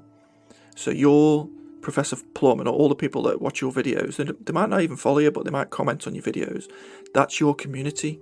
And there's Facebook groups, which I'm sure you're part of, some plumbing groups and Reddit groups. All these small communities, fairly small compared to the rest of the internet. That's what's making everything massive. And the marketing people, the companies know. If they can tap into your video where fucking 2 million people might watch it, what a fucking great advert for a very focused market. I've got no idea of that value. What is the value that you put on that many people? I've said this before as well, if you asked Facebook to promote your brand to, how many views do your videos get generally? They get into the millions, don't they? Some do. Yeah, so let's say a million. Let's say 1 million. So if you ask Facebook or Twitter or anyone, any social media, any advertising, you ask Google to say, can you focus this advert to 1 million highly focused individuals? For you, it would be plumbing. People who are into plumbing.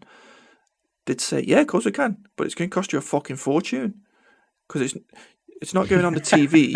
It's not going on the TV where you might catch, I don't know, you might catch 1 million people, but a couple of plumbers. Maybe 10% of them are plumbers. If you can say this is 1 million people that like following plumbing activity, and they also Google can say, yeah, they buy plumbing stuff all the time. We've seen them, and there's 1 million of them. We'll send that advert to those, but it'll cost a fortune.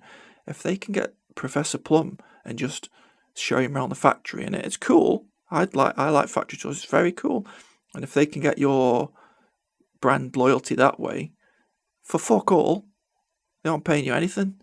And then you're going to go and make a tweet or a TikTok that's got 1 million views or more for free. Happy fucking days. Yeah. And that's what they're doing. And then people fall into the trap, and you're not making any money from it. So then you're spending more time on it. You feel like you've got to because they've sent you a fucking tool, and then that video you made, I could see that's what had happened to you because you were like, I've had enough. Because then you're also in a trap of other influencers that get threatened by each other, and you were getting that also, weren't you? Like, tell people about that. Yeah. So just to go back slightly. Like, I did a factory tour, the last factory tour I did, and it will be my last one that I ever go on. I'm not not interested anymore. They were constantly saying, oh, you're going to film this bit? Yeah. You're going to go on live? I was like, they were just constantly pushing me for content. And it made me just go, no, I'm not filming nothing here. Yeah. I'm not filming anything. The little clips that I got were where they were sort of stood over my shoulder like, oh yeah, this would be a really good bit for you to get. I didn't want to do any filming at that point. I Yeah. weren't interested. You know, the cake was brilliant at brunch, but it's not enough for me to, you know, I have to be 100% passionate about everything I do. Now, there's no soul and there's no passion in these types of things. And when we get on to the way that other people have acted around me, doing the same sort of thing, it's they like you said earlier, they buy this brand loyalty that is just incredible.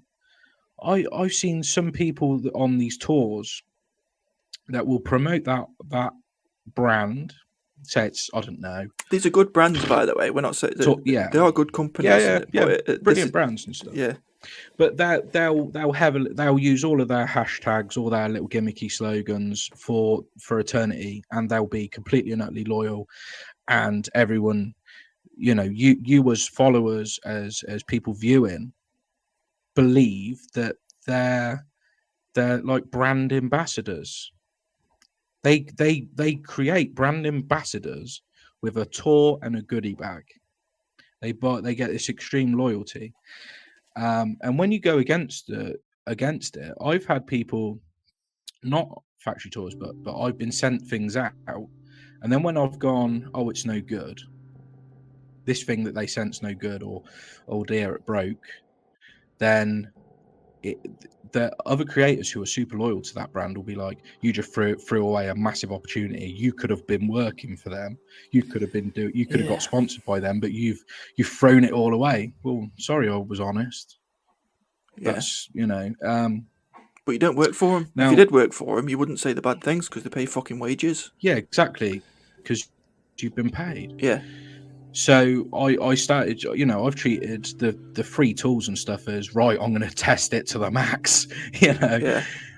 It's free. I haven't brought it. So, but people like get offended that you've not been brand loyal, that you've not done the thing that you're supposed to have done with that tool, which is make a lovely video, put it out, and hope for the best. So yeah, but I think the thing that's made me feel the most uncomfortable ever is being around other content creators that I see what could happen if I don't correct the path that I'm on. I see other people and the way that they act, and it's like sometimes it's like really disheartening, and I feel sorry for some of these people. I had a guy and I went up to him and I went, "Oh, nice to meet you. What's your name?" No, he said, "What do you mean, what's my name? What do you mean by that?" I said, "Well, my name's Sam. What's your name?" And he was, well, my name's so-and-so. Now, we got to this factory tour. They give us our little name tags, you know, with our little social media tag and our real name on it. And I went over to him and I said, "Look, I apologised. This is what I find bizarre. Is I went over and I apologised. I said, I'm so sorry. I was waiting for the name tags because I don't really know other people here. It's not you. I'm not. You know. It's just I don't really follow other plumbing content creators. Number one, I do plumbing myself, so I'm not majorly interested. I do it because I like the editing and everything else, so I don't watch other people's stuff, you know." And he was like, "Oh, well, I just thought you was taking the mick out of me." Yeah. I was like, "No, I was just asking you what." I was being as friendly as I could, like reaching my hand out to introduce myself. Yeah. And I do have social anxiety. You know, I don't like being in big groups of people, and the reason being is when I was younger, I had a stammer. Now, I didn't really talk to a group of friends or a group of people up until I was in probably year 9. So how old was I then? Like, what, 13, 14? Yeah. So, yeah, it's sort of like hard to deal with, you know, and it set me off. And I started ticking and twitching, and my sort of like Tourette's come out. and I thought, oh my God, I've put myself in this position where, well, I didn't put myself in that position, but someone's made me feel like, don't say the wrong thing. You can very easily say the wrong thing. You can very easily offend these people because they got very fragile egos. Yeah. And it's very easy to damage these a large ego. And this person, I wasn't upset at all. I feel very sorry for this person because they've obviously this is what social media has done to that person, is made them have so much self-importance that everyone should know who they are. Yeah. You know. And it weren't a big personality online. You know, it wasn't someone with a massive following like I was clearly being rude by saying I don't know who you are. Yeah. You know, what's your name? I can imagine it weren't like that. Horrific place to be. How many people were there? There was a lot of people on that one. And they were all influencers. Maybe 25, 30 people. I would not have turned up. I can imagine it being absolutely fucking horrific. Because there was one person who I thought was that I spoke to online and stuff, and I thought they was my friend. And when I got there, did not want to talk to me. Did not want to talk to me at all. How strange. Because he was in with a group of people who was in this clique, and I was the only person in the group that was solely on TikTok. You know, no one else was even interested in TikTok, and so it was like, why is there a TikToker here? You know, why on earth is there a TikToker here? It was with complete and utter disdain. And I even at the break time, I was like, oh, no one's talking to me, so I'm going to go down and have a cigarette. I come back up. I walked in and someone said, oh, where you been, doing a TikTok dance in the car park? And I thought, oh, you know what I mean? It was just all like just niggling and taking the mick, and I was just sort of like completely and utterly, my anxiety was through the roof because no one wanted me there. That's how I felt. Yeah, and these were all Instagram, you were saying? Yeah, Instagram, TikTok. People say like the difference is the level of quality of work. That's the biggest thing that I hear from Instagrammers, because that just shows how self-important that some people are. It's like, well, we've got better quality of stuff. That's why we're in a higher elite group. But yeah, it makes no sense. I personally see the differences. Look, you've established yourself on an older app that's been around for longer, and a new app has come out, and you don't understand it, and you're seeing that we're getting, you know, crazy amounts of views at user and that's your tribe, and we're going to stay in our tribe. Yeah. And there's a generational difference as well. I see, you know, guys that started out on Twitter and stuff, they're like in their 50s. People on Instagram seem to be sort of in their late 30s, 40s. Yeah. And a lot of the TikTok guys, like I'm 29, and most of the people that are TikTokers as such are my age and younger.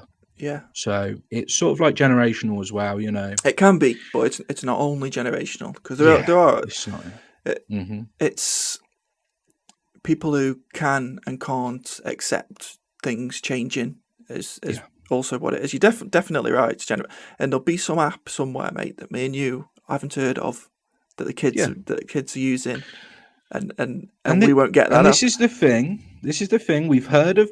Can anyone here remember MySpace? Anyone listening? Can you remember MySpace? Yeah. There was a thing called MySpace. There was a thing called Bebo as well. If anyone remembers that from mid 2000s.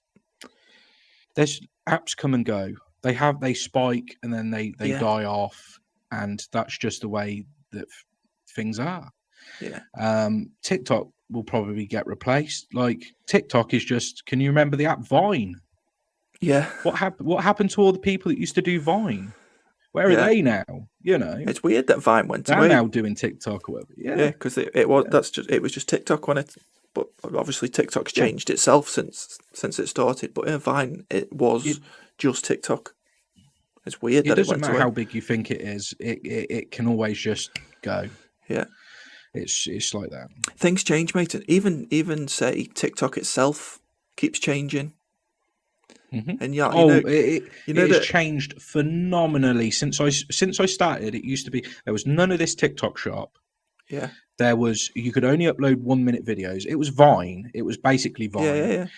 And they've extended the length of the videos. Now you can upload. I think you can upload. Certain creators can upload 20-minute videos now. Yeah. That's a YouTube video. Yeah.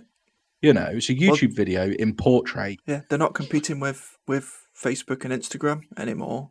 I've said this before, so I said this a while ago. They're actually entertainment now. They're taking eyeballs away from Netflix and fucking Amazon. 100%. Yeah. I've got Netflix on in the background, but my focus is on scrolling through TikTok. Exactly. It's so immediate, and it's completely and utterly driven by videos. It's unlike Instagram where you're scrolling through and you're seeing sponsored content and stuff, and it's like, so the difference with TikTok and Instagram, so when you're just scrolling, it's video after video. It's not video, photo, someone's little story. It's just a continuous stream of videos, and everything's so much more quick and snappy with it, I feel.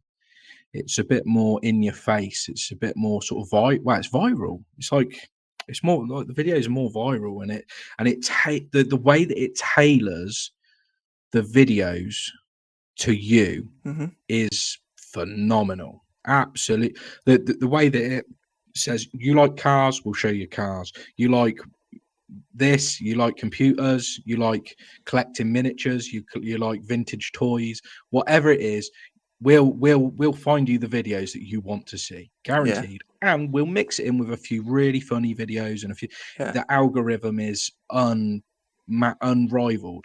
Yeah, Instagram's just not got that. It's just you're scrolling on your homepage, and I've never really understood it. Everyone's going on about Reels, but well, Reels was just a reaction to TikTok, wasn't it?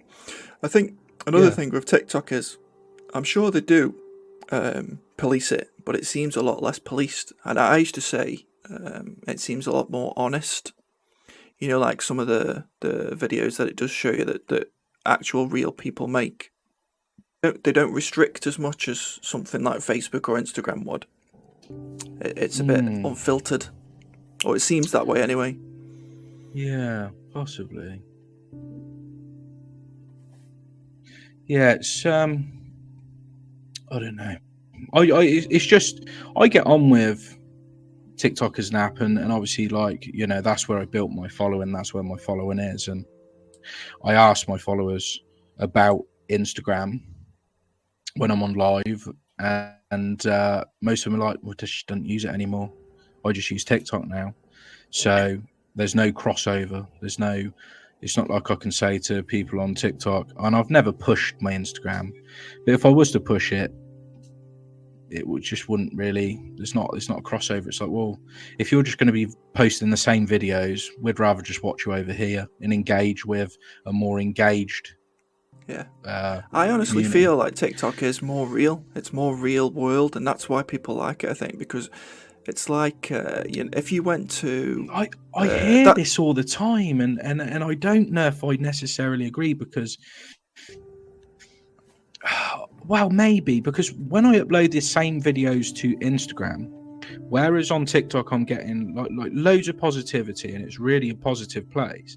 When I upload them to Instagram, it's like that's just not professional enough. If you're going to be on here, you've got to be creme de la creme. It's like, whoa, okay, right. Yeah, whatever.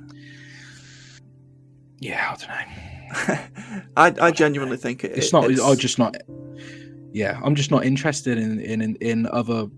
The only one that I would be interested in is YouTube, but obviously having to film everything again in landscape rather than portrait, I would love the editing side of things. I'd love to be able to say more and be more delve in depth into what goes into a job and more clips and more footage of stuff that I have to cut out for TikTok. Yeah, but you're good at it. Like I say, I have to be 100% in something. I couldn't be 50-50. Yeah. You know, TikTok and YouTube, I have to be 100% on one thing at a time. That's why my Instagram is lazy. It's just I throw up stuff. You know, I don't even care if a bit of the video is cut off, because you don't get as much time on Instagram as you do with TikTok. You get free. You can get 10 minutes on TikTok in a portrait video. Yeah. Instagram, it's what, 1 minute 20. I don't It's know. just not long enough for the type of content that I create. Yeah. So you clearly enjoy it, right? So the way you're talking about it, you're good at it. You enjoy it. But I found you through this video that said you were going to quit. So what do you think? What do you think? Obviously, you've explained a few things that you're having bad experiences and realizations that you're putting yourself under pressure with regards actually being an influencer and not just enjoying what you were doing with the videos and what have you. And you were getting some bad trolling. Were you getting trolled by other influencers, or? It was more. This is the thing. A lot of people were like, "Oh, ignore the haters, ignore the comments." Yeah. I've never been bothered about comments. Comments are brilliant. The way I see it is, if you're going to leave a negative comment on my video, it's only going to boost my video. It's only going to further my video. You know, that's how the algorithm works. Now, when it's this, I've put myself now in a spotlight. And it was a spotlight I was never expecting to be in. My unfathomable goal was 25,000. And then it got to 30,000, 40,000, 50,000. Now I'm on 60,000 followers, and I'm put in this spotlight, and the spotlight is so bright at times that you can't see what's going on around you, and you get people that you never thought you'd ever speak to when you first started out, because they're so big, they're these big guys, and they're so important. And they start then reaching out to you, and you're like, but you never reached out to me before. And, you know, you sort of, and you can kind of understand that, you know, to a degree. But you get people that sort of like, they'll phone you up, or they'll text you, mostly phone you up.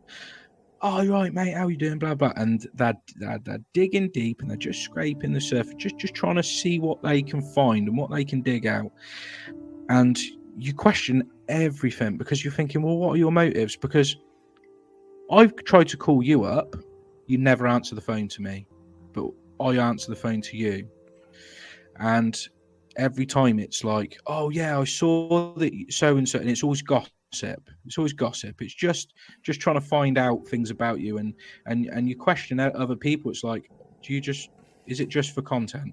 Is it just for content? Is it just for you know, you're questioning people's motives. Yeah. So I'm not in that world. So that's the influencer world of, and I can see what they're all doing, and they're all fucked soon because things change so fast. They've got caught up in, I need to be this thing, whatever it is, and it obviously involves gossip and knowing other influencers. And probably there's WhatsApp groups and things knocking around where they're all talking to each other and about each other. Yeah. But everything will change soon. So all this at the moment, and it's already changing now, to be honest, where people sell things. And on it, the reason that is there is because it works really well in Asia and China. It works really well in China. It just does. Different culture. So they've pushed it here, and people are doing it, but it'll end soon because we don't like that. And bits of it, where we can do it, but most of the time people won't watch those videos. They're just flicking straight past them. If you turned up, and there's people that do this, so Sam, you're like, hello, look, as soon as someone holds something up, or I can see that they're literally just going to try and sell me something, I go straight past it, and a lot of people will be doing the same. So soon, those videos just won't be seen. So if people are basing their whole fucking existence on being good at that, they're going to be in for a fucking harsh time soon, because it won't exist soon. It'll be totally different. And I think even the influencer thing, it was Instagram at first. That's kind of going away. It's not as big as it ever was. It's more. This is why I say TikTok's more real. And this is why the companies are trying to get in with people like yourself and smaller. They're still big, but fairly small groups and communities, because it's real. It's more of a real thing. Whereas the influencer thing is total bollocks. Someone standing there saying, I'm going to sell this and it is this thing that's amazing. People don't really care that much anymore. It'll go away, that will. So there's a few things like I was getting more and more defensive, and that was no good. I was getting more and more defensive in my ego was getting more and more fragile. I can admit that now. I can admit my ego was getting more fragile because I was like, you know, why are you being so disrespectful to me and being so rude to me? You know what I mean? I've got a better following than you, so why are you being rude to... That's no good. And then people that I really admire, I could see them solely, all they was doing was selling products. They went from doing really good content to, I'm going to go down this path because I really desperately want a sponsorship, and I really want to make money. I've got to a stage now where I just see my following as how much money can I make, and it's very, very easy for people to fall into that. It's a legitimate way to make money, by the way. So on the total flip of what I've just said, and I always say this to people as well.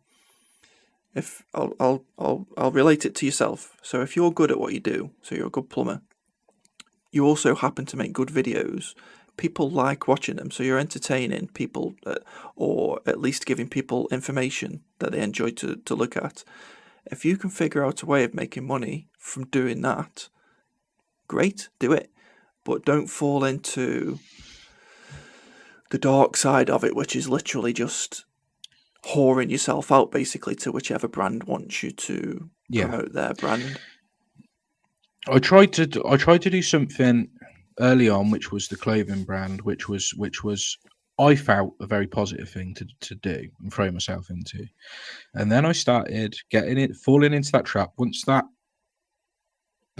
thing was finished, I fell into this trap of the only way I'm going to be legitimate and be seen as someone who's successful is to have a sponsorship deal or have this and that. And I've got those things. It didn't make me any more happy, and it didn't. And sometimes I felt that it was not just not making me happy; it was upsetting me. Some of the things, you know, being told to do this and told to do that, and could you be a bit more careful with what you say, and please try not to swear and this and that. Yeah. Like, no, don't try and change me and who I am. Yeah, it was just, I don't know. I got the one thing that I've now started up doing is I started saying, right, okay, if I'm going to be selling something, I want it to be my own. Yeah. Team Plumb was my own thing. I felt like it was my baby and it was my own thing. So the only thing now that I'm doing that is something that I care about and something I'm more passionate about, and that is creating hand tools and stuff with my name on it. So I own it because it's got I don't own it. It's got my name on it. So I've put my name to it, literally stamped on it. Yeah. So, you know, I care about it. Well, you genuinely endorse that product then, don't you? Money. Yeah. It's not about making money. It's about producing something that you're proud of. Yeah. And that's what it should be. You know, produce something that you're proud of, and be fully 100% behind it. Don't just do it just because it's a payday. Yeah.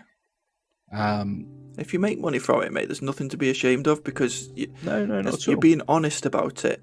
You genuinely endorse whatever product it is that you've let them put your name on because you think it's a good product. That's fine. If you make money from that, fucking brilliant. This podcast, right, it's a good example. If somebody wants to advertise on this podcast, I won't let them. I won't just let anybody advertise. It'd need to be something that's like beneficial. If people are listening, they can benefit from. All right, you advertise, but offer the listeners something that. And if I don't agree with what it is that they're advertising, I won't let them. I just won't let them. Well, that's it. You should at least be offering to your followers a discount code, say, or something that's going to benefit them. You know, some money off, or use this code, blah blah. That makes sense, right? And that's something you're actually giving back to your followers in a little bit, as well as you making something. So I'll never speak about the companies that I've turned down, but as an example of the type of things that I've turned down. So apps, I've had a couple of apps approach me. One of them was like to do with heating, and I said, "Why have you got into? I'm not a heating engineer. I'm a plumber. So it's yeah, I fit radiators and stuff, but I can't really do an app that's going to be, if I start promoting this and then I get asked in the comments of the video, oh, how does this work? How does that work? And I can't come up with an answer, when I look like an idiot." Another one was accounting software, and I don't use accounting software. I just have an accountant. I'm old school. So again, how can I promote something that I don't even use? And then there was one that was a big offer, and it was hand tools, and it was a hand tool, and I use my own hand tools that I've had since, some of them since I was an apprentice. I'm not going to just start using a company's hand tools, and in that contract it says you can only use our hand tools and you must use this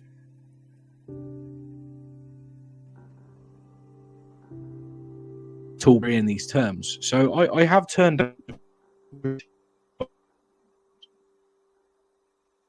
and that's the type of thing that I'm never going to like talk about that in a video or anything. No one's going to know about these things that have happened. Yeah. So what was there a tipping point? Because like I said, I didn't know who you were before this video. What was there a tipping point, or was there a specific thing that made you think, do you know what, fuck it? Or was it just a culmination? I realised that this thing that I did for fun, and I really enjoyed opening up the app, and I enjoyed editing it, and enjoyed putting it out. I realised that I was driving along, and I was thinking about how's so and so going to react? How are they going to feel about it? How I was caring about other people, what other people think. Yeah. And I'd changed from the person I was when I first started uploading, which was just someone having fun. Yeah.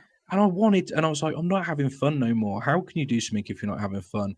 And how can you do something that you're like, I was uploading videos and I wasn't proud of the videos I was putting up sometimes. Yeah. And I want to be 100% at what I do. And I was at that point, I was running on fumes with my account. It was running on fumes. Did you feel like you needed to? There was nothing left in the bank. Yeah. Did you feel like you had to upload videos all the time? You were like putting creatively, I got to a point where I'd run out of ideas. I felt like I'd covered everything.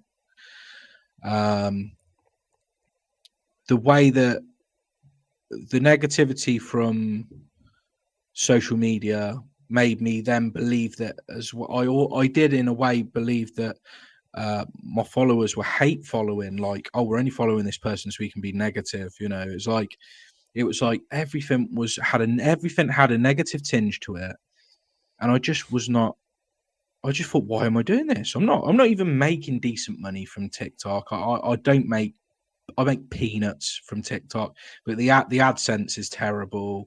The TikTok shop thing is a farce. AdSense is like what you get paid for actually uploading the videos, for how many it's how many million views you get, so many pence for every million views or whatever. I wouldn't know. Yeah, never had any millions of views. So this is good insight. So for example, the entirety of last year, bearing in mind that's millions and millions of views, I made £250 over the course of a whole year. That was it. That's all you make. Yeah, if it was YouTube, if you had millions of views on YouTube, you're talking thousands of pounds. The AdSense is so terrible on TikTok. And that they call it the creator fund, and so that's what I made from that. And then I'm going to have a look just quickly, just so I can make sure. Right, so from TikTok shop, I made over the entirety of, I've never withdrew the money, because I've always said it. I'll give that to the charity Mind, which is linked at the top of my page. I've made about £300 from TikTok Shop, which just goes straight to charity, because the only things that I sell on there, one, I get no commission from stuff from a mate of mine who makes plumbing tools, and so it's just to help him out. It's not me benefiting, so there's zero commission on that. And the other stuff, where one of them is like a brand deal, where I've produced a toolkit and I'm supposed to make £20 for every one that sells. I give it straight. I said, I'm going to give it to charity. So it was my way of Team Plumb will live on through that. So I'm still when I do some things, it's still going to charity. Very good, mate. So millions of views gets you a couple £100. What's that? Millions and millions of views gets you a couple £100. Yeah, a couple £100. It's nothing. It's so minuscule. Why are people so obsessed with being influencers on TikTok then? This is why they're always fucking selling shit, isn't it? Because that's where they get the money. Yeah, or trying to. Because it's the only way to make money.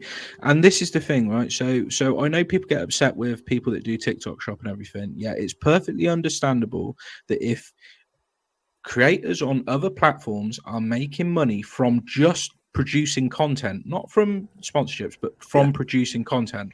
So YouTube, you get paid for however many thousands of views, you'll make a couple of quid, and it's enough to actually earn a living, and you can quit your job and become a full-time YouTuber. It is a career path. TikToker, that's not a career path, that's a hobby.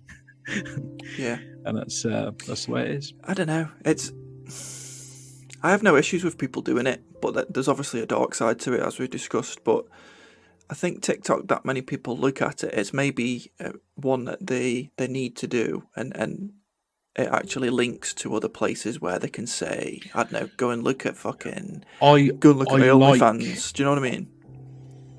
Do you know what? I like that there's not money to be made from it, because YouTube, when they brought in adverts, can you remember when back in the day when there was no adverts on YouTube? It was fantastic. It was brilliant. People were uploading because they wanted to be creative and they wanted to create something. And now it's, I need to make this go viral so that I can get paid. And it did change the dynamic of YouTube.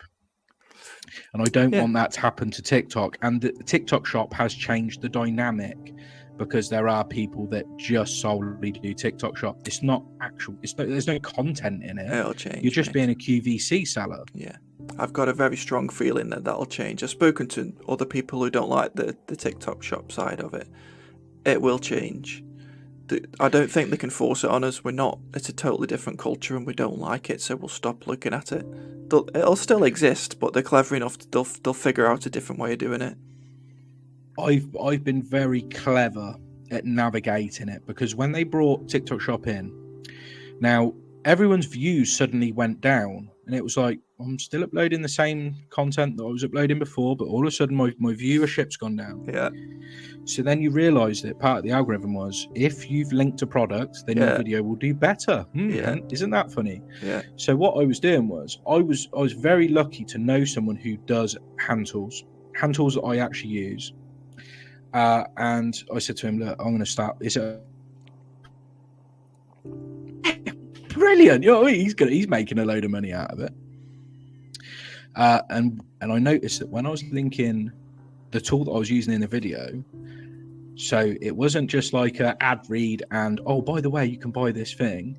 It was just, I'm using it in there. So according to TikTok's terms and conditions, I can link that product because it's featured in the video, and my viewership was doing better.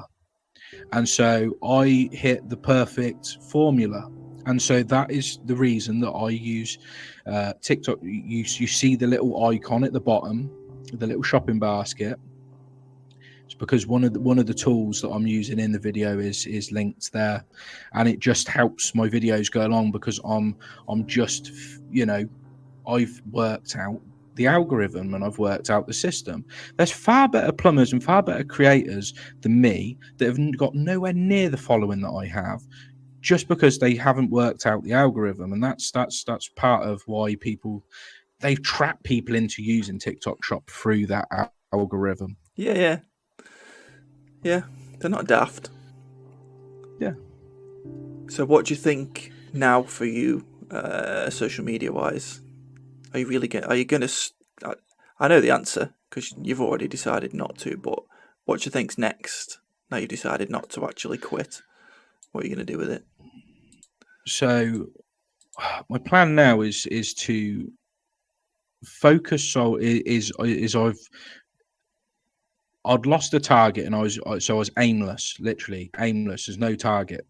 Now I have a target, and my target is to get better at editing, produce better content, work on the hand tool side of thing, which is at the minute people are only seeing the one thing, which is the benders that are coming out. But I want to do more stuff that is more closely associated with myself. It's not promoting someone else. It's them working with me. It's a partnership. We're working together. And I want to, continue that on. Hopefully that becomes more of a success. If it doesn't, it doesn't. It won't bother me. And be more creatively driven on there. I just want to. My future I see on TikTok is to just keep making better videos, and I'm sure that a lot of my followers that have ever reached out to me can vouch for. I always reply to people. Now, if you send me a direct message and you want advice, if I can give it you, I'll give it you. And if I can't, I'll say I can't give it you. But I want to be there for people to reach out to and help people get through their MVQ level 2. I'm not doing anything too crazily advanced. Every now and again, I dabble in a little bit of unvented stuff and that sort in G3. But I'm trying to just stick to what works, and that is helping people out with the basic plumbing and the DIY stuff. I love that, mate. And just making it better. Do you know what I like? Improve constantly. Do you know what I like about your new targets? Because you clearly have to set yourself targets. Am I right in saying that? You can only be driven if you've got some kind of target. I don't, but you're clearly that kind of person. But what I like about your new targets, there's no finite fucking number. It needs to be 25,000. It needs to be 40,000. Because once you get to that, that was obviously you were then like, what now? I've reached the fucking thing that I set myself. Yeah. The best time I had on TikTok was when I had that target of 25,000 followers. It wasn't about money. It wasn't about sponsorships. It wasn't about any of this stuff that come later. The goal was to get to 25,000. Once I reached that goal, then I was completely and utterly lost, and that's what's led to my downfall. Mm-hmm. Is because I just didn't have a target, and now I've sort of took a step back. I've looked at myself. I've sent you some of the stuff that I've written down because that's how I assess my situation and sort of like take accountability in myself is to write down and then read through it and then change it and sort of like write things down and work it out. Yeah. And that's what I've done. And I know where I've gone wrong. I know what I need to avoid. I know who my friends are, my true friends. I know what the people around me that I can rely on and I can trust. And I feel happy and I feel confident as well, which was the main thing. It knocked my confidence, everything. Yeah. Social media is a very difficult thing to do. You don't have to do it. You don't have to do it, right? So I'll give you the good side of it, right? So the reason I got in touch with you in the first place was because I saw your resignation fucking video or whatever it was, and I was like, oh no, because after watching your other videos, I was like, I could see what he's saying, and I know why he's saying it. But the reason I saw that video, the only reason I saw that video, is because people were supportive of you. So the only reason I saw that video is because other people were reaching out and being nice. So there is a good side to it, and you don't have to do it. Like where you say, you have to do social media. Don't. It's one big fucking playground, and if you enjoy doing it, just post anything you like if you want to. Speak to people who are into the same things as you. You don't have to make any money. You don't have to do it.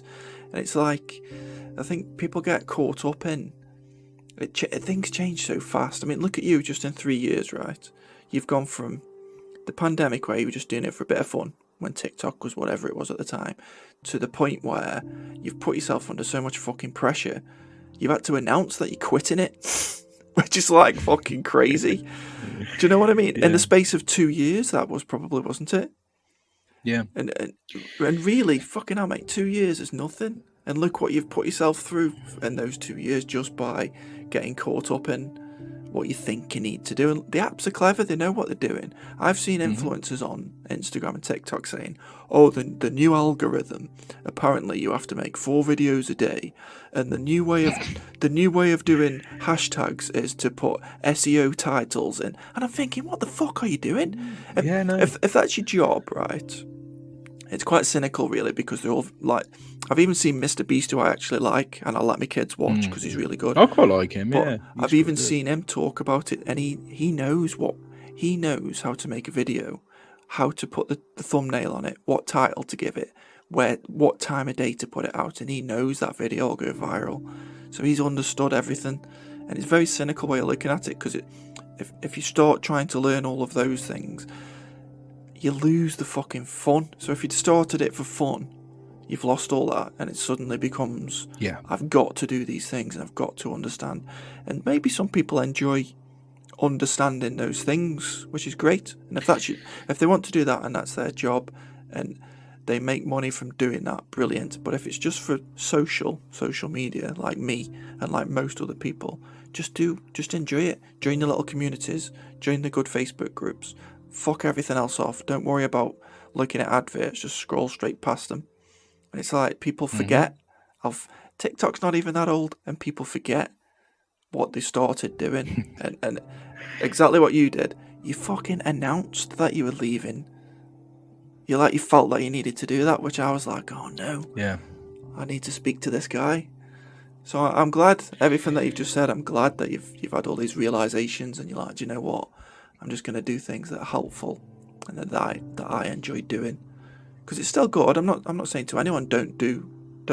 I fucking love TikTok. It's brilliant, but it can be. That's dangerous. it. And I've come back because number one, I'm addicted to TikTok. I love it. I love the community. I love the banter. I think it's all brilliant. I like that I'm a bit trolly in the comments, and I'll give people that give me a bit of stick, I'll give them a bit of stick back, and I enjoy all that kind of stuff. And so the first video I did when I came back was a video that I've been meaning to do for months, and I was like, I can't put it out because it doesn't fit in with my content. It's not going to go viral because it's too long and it's too specific. And I just thought, it's what I want to do, so I'm going to do it. And I did it, and it was like a sort of mini documentary sort of thing about something that I'm passionate about. And I didn't care if it did well or not, but I think people really, reading the comments, people really appreciated that it come from a real joyous place. It was like, you could tell I loved doing the edit of that. I really enjoyed doing the edit of it. It was something I was passionate about, and that was the old me back again.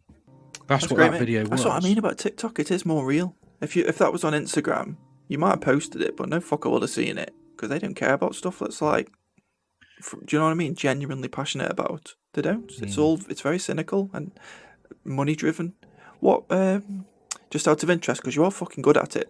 What software do you use for editing? So I use InShot. So it's all off of my iPhone. I don't. You do it all on the phone? Yeah. No it's way. all off of a phone. Yeah. I don't have a microphone set up or anything like that when I do my voiceovers. It's Really? just my phone's microphone. I know how to do little different things, like I can put a picture in a picture. I can do the voiceover. I can cut so the voiceovers are the hardest bit to edit. Everyone thinks it's the clips, the stuff that you see. It's not, it's the audio. So when I'm talking, I have a strange speech pattern. Now, I think I said earlier in the podcast, I didn't really start talking until I was sort of like in year 9, like properly, because of my stammer. So my speech pattern is very bizarre, especially when it's off the cuff. So I take these long pauses and then I sometimes replace words, kind of like a thesaurus, because I get stuck on a word and have to change it so that I can get over it without stammering. Now, I do it subconsciously now, but my speech pattern's really weird. So when I'm trying to say a load of key important things in the video, like now, I'm doing these pauses. So I have to chop out about, I don't know, 50 little tiny pauses to squeeze the audio together. So actually that audio, what you're hearing, that's not how I said it into the microphone. It's compressed like crazy. Yeah. Believe it or not, that's how most... speaking live is really difficult. You know, when you see people on live TV and whatever, that's a fucking skill, that is. But most of the audio that you hear on podcasts, and we'll do it with this one, or any kind of audio or music or whatever, there's loads of silence and loads of fuck-ups in between the stuff that you actually hear, and it just gets edited out, like exactly what you've just done. And I'm glad you said that you use InShot, right? Because I've said before to people, if you're into... if you enjoy doing the editing, all the apps to do it on are free. You can do it for free. You can teach yourself how to do it. Yeah, so I pay for InShot like on a yearly subscription just to get a few extra features. Right. What do you get? But no, well, it's not even the extra features. You just don't get watermarks and adverts pop up. Ah, okay. Yeah. And because I do, obviously I use it every day. How much is it? Then I think it was £80 for the whole year. Okay. But I use it for photo editing, so you can use it to mess about with a photo that you could use that later on in a video as a thing that pops up just underneath you as you're talking about this thing or this person. And then you can put a photo up. That's what I mean. You're good at it, man. Everything that you're explaining there, I wouldn't have a fucking clue how to edit a video. Loads of little skills, and that last video, that one that I said I uploaded after I said I'm through in the towel, and then when I come back with a video, that was a type of edit that I've never ever done before, which was like stop motion. So I did like a stop motion intro where I was laying stuff out on a sheet. It was what was it, bloody roof felt, because it was nice and it didn't have any glare on it. And I was laying these tools out one by one, taking photo, then reversing it, and then I took everything off bar the thing that I needed to pick up at the end of the shot, and so I put it in the edit. Had to speed it, made it into put all the photos together, then sped it up and compressed them, and then I reversed it. So you had to like process it in reverse. Then do that even quicker because otherwise the shot would be too long. And then crop it so that when it changes from a photo to a video, it's not too janky as my hand comes into grab. And I love doing that. I absolutely loved it because it was like, I love editing. I absolutely love the editing side of things. Yeah, I've seen videos. I can't recall that once one. The video's out, that type of video. Once the video's out, I'll spend... one day replying to people, just being courteous and whatnot, and enjoying the conversations that are being had in the comments. After that, the video's dead to me, and I'm not interested. All I'm thinking about is the next one.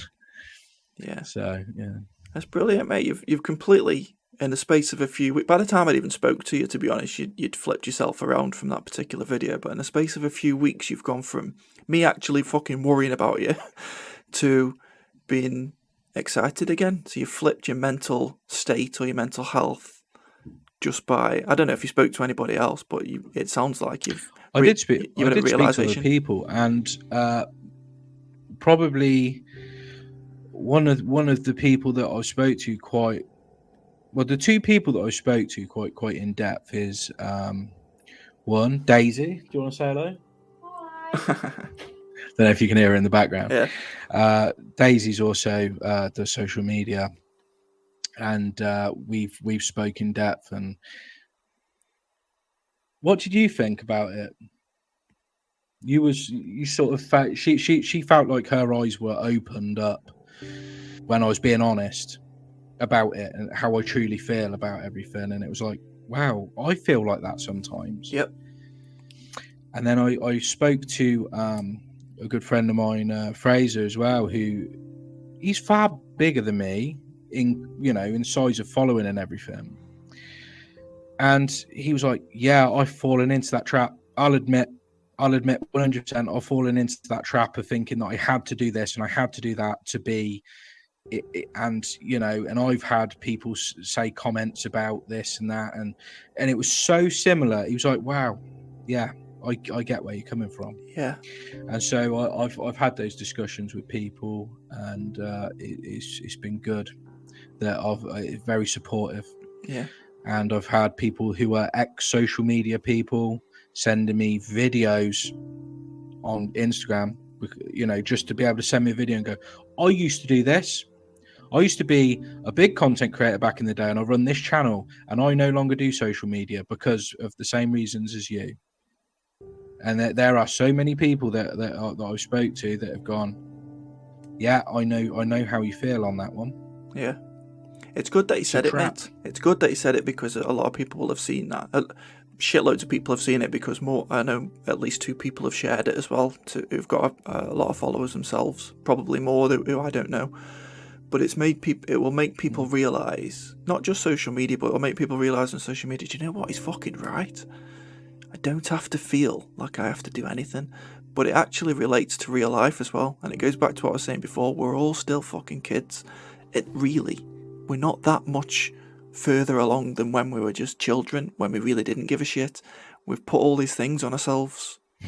And in your case, very specifically, was the social media side of things. But work, money, social media, life, mortgage, and we lose what it is to be like, have fun. And you've used my analogy perfectly and everything that you've just explained, because but you've stuck it to social media because now you were talking really eloquently again about making videos and doing a stop motion, and you obviously enjoy it. So I'm happy.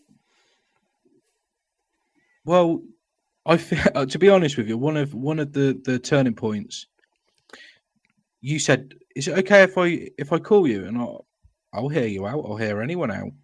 So you called me, and one of the things that you said, and I went, "Oh my God, you're right." You said, we're in a bubble, and you sort of said, "Oh, we're in a bubble. We're in this construction industry bubble," and And I was like, "Oh yeah, it is. It is really isolated. It's not big. It's not that big. Why am I overthinking everything? I'm not someone that I'm not a politician. I'm not accountable to these. I can just enjoy myself. I'm allowed to do that." Yeah. There's lots of little bubbles, and they're actually big bubbles, even the construction industry thing. But people fall for trends and fucking clicks or whatever that they think they need to be in, and they don't. It's not important. I've said this before as well. If you can stay off social media for one day, say, I guarantee you probably feel better about yourself. I think TikTok's brilliant, but I think you can also spend too much time on it. But if you don't see, we're both saying that we've stopped actually watching the fucking mainstream media, as it's called, as much. Now think about all the people that got worried and all the things that the media was throwing at them. If you don't see it, because most of it isn't fucking true anyway. But if you don't see it, and this goes for social media as well, if you're not letting it affect you, it doesn't exist. Because it wouldn't affect you as long as you didn't see it. Do you know what I mean?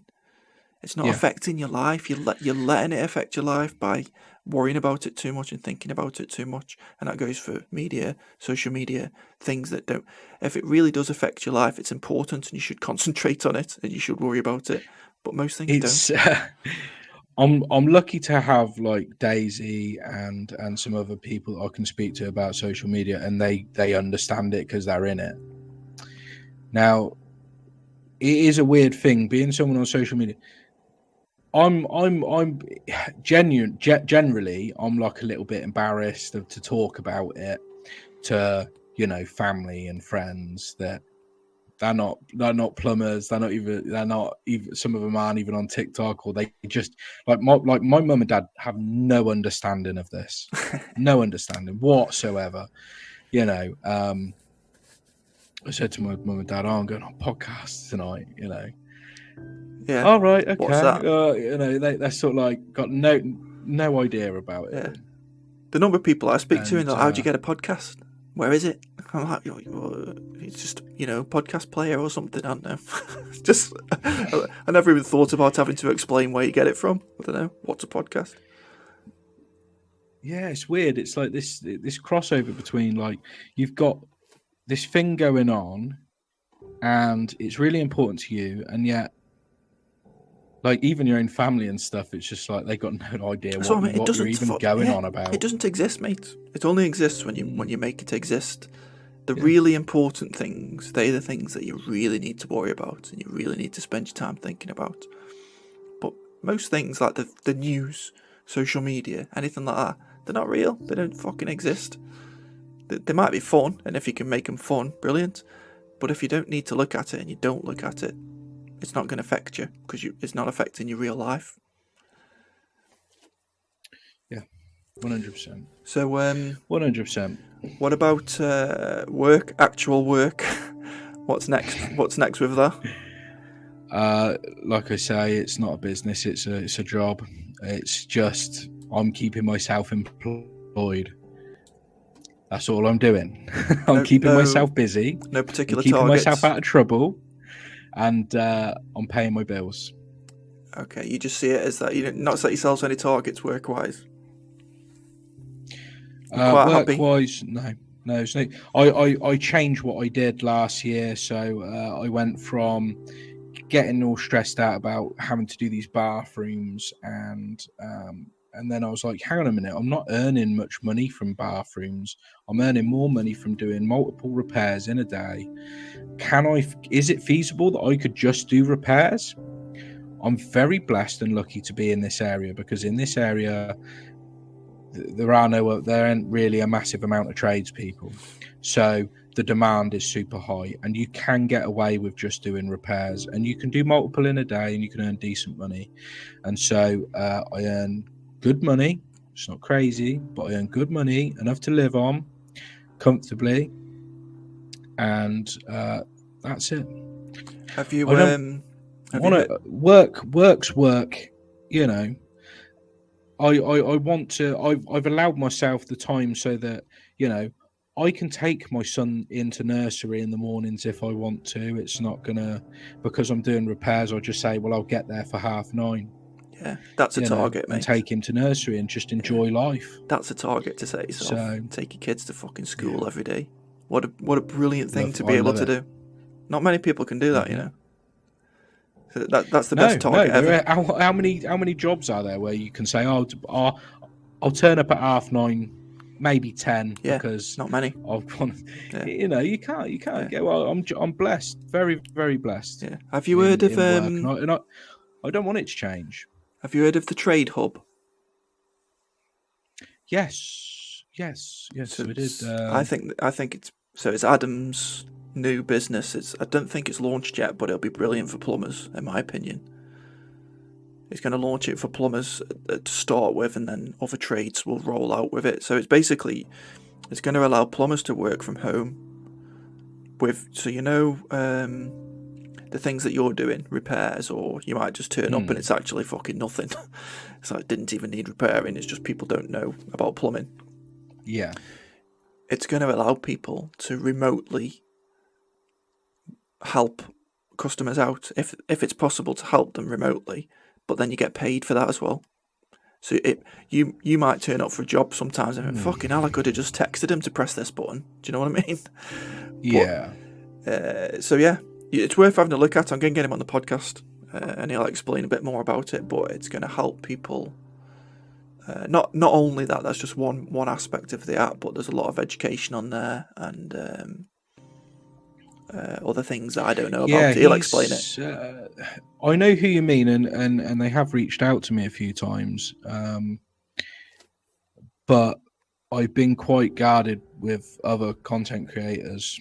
It's just like the ones I know, and I've met them personally and stuff, and so to be fair, I haven't really given him the opportunity, because I've always seen it as like, I don't want someone just jumping on to talk about their stuff No, he's like you. because of their following, His TikTok is actually just him having fun, doing shit, like whatever. It's worth a follow. I do follow him back, and I do see his like work and stuff, but I don't really know much about the trade hub side of things. I didn't know what it was, or I didn't have a clue. But I shall definitely keep an eye out. Yeah, it'd be cool. So, do you have an apprentice? Is that something that you're interested in? So I did have an apprentice recently, but it just didn't work out. So he's no longer with me. Now, I've put out videos in the past, and the video's still out. People still comment on that video where I said, if you genuinely want to work with me and get some experience, reach out to me and you can have it. If you're willing to travel, I'm not going to come pick you up, but if you're willing to travel to me, you can have a day with me. Now, I've had people I had a guy come all the way from Heathrow. And then last week, I had a lovely young lady come all the way up from Southampton to work with me for the day. Bloody hell. Brandon come from Nuneaton, which was about an hour's drive, and he used to come with me on every Monday. I said to him, look, if you want to come back next Monday, you can come back. There he was, turned up on time at my door. Yeah, lovely. And he was absolutely fantastic, and I wish I could have took him on. I was in the process of actually taking him on. I was going to kind of surprise him with it, but he found another job. Oh, I know. So I was a bit wounded. But I took on the last lad through my recommendation, which was his mum spoke to my mum, and that's just not the best way to find apprentices. It's got to be, they've got to reach out to you and be really willing and keen. That's what a brilliant. No one's ever explained it like that. A lot of people say I don't want an apprentice, or a lot of people say, yeah, I've got an apprentice, whatever. And sometimes it works out, sometimes it doesn't. But no one's ever said what you've just said. I love that you offer a day to anybody that wants it. That's brilliant. Yeah, that's it. And it's one of them things. It's like, then if it don't work out, go home. If you don't want to participate, don't participate. It doesn't bother me. There's no obligation. I love that, mate. Well, I've got the insurance now and everything, the public liability and everything that I can do that. So yeah, it's good. And now it's all sorted out. I can have people come with me for the day. Bank holidays, Daisy comes with me because she's employed, but bank holidays. Can I come and help you out? Yeah, come and help me out. Not a problem. I'll give everyone that's willing and keen all the time I can give them. You know. And plumbing wise, what advice would you give to anybody? I always ask for this. This will be one of the last questions. So work wise, forget about social media for a second. Just work wise, what advice would you offer to people? Because I know there's a massive shortage of apprentices and stuff in all trades. Right. Apprentices are always the one question I get is like how to get a job. I can't really answer that well, other than shake hands, look people in the eyes, and you've got a better chance of getting a job. Now, once you've got a job, one of the things that you can do is build up your skills. I think that's a real big help. So every payday, invest in one hand tool. Every payday, because I know that apprentices aren't on a lot of money, and things are tight. But every payday, just get yourself a little hand tool. Get yourself a decent hammer. Then get yourself a decent screwdriver set. Get yourself a decent spanner, whatever, and build up a toolkit and something that you appreciate. Don't go out and just get your cheapy forged steel kit and not enjoy your tools, you know, get stuff that's built to last, and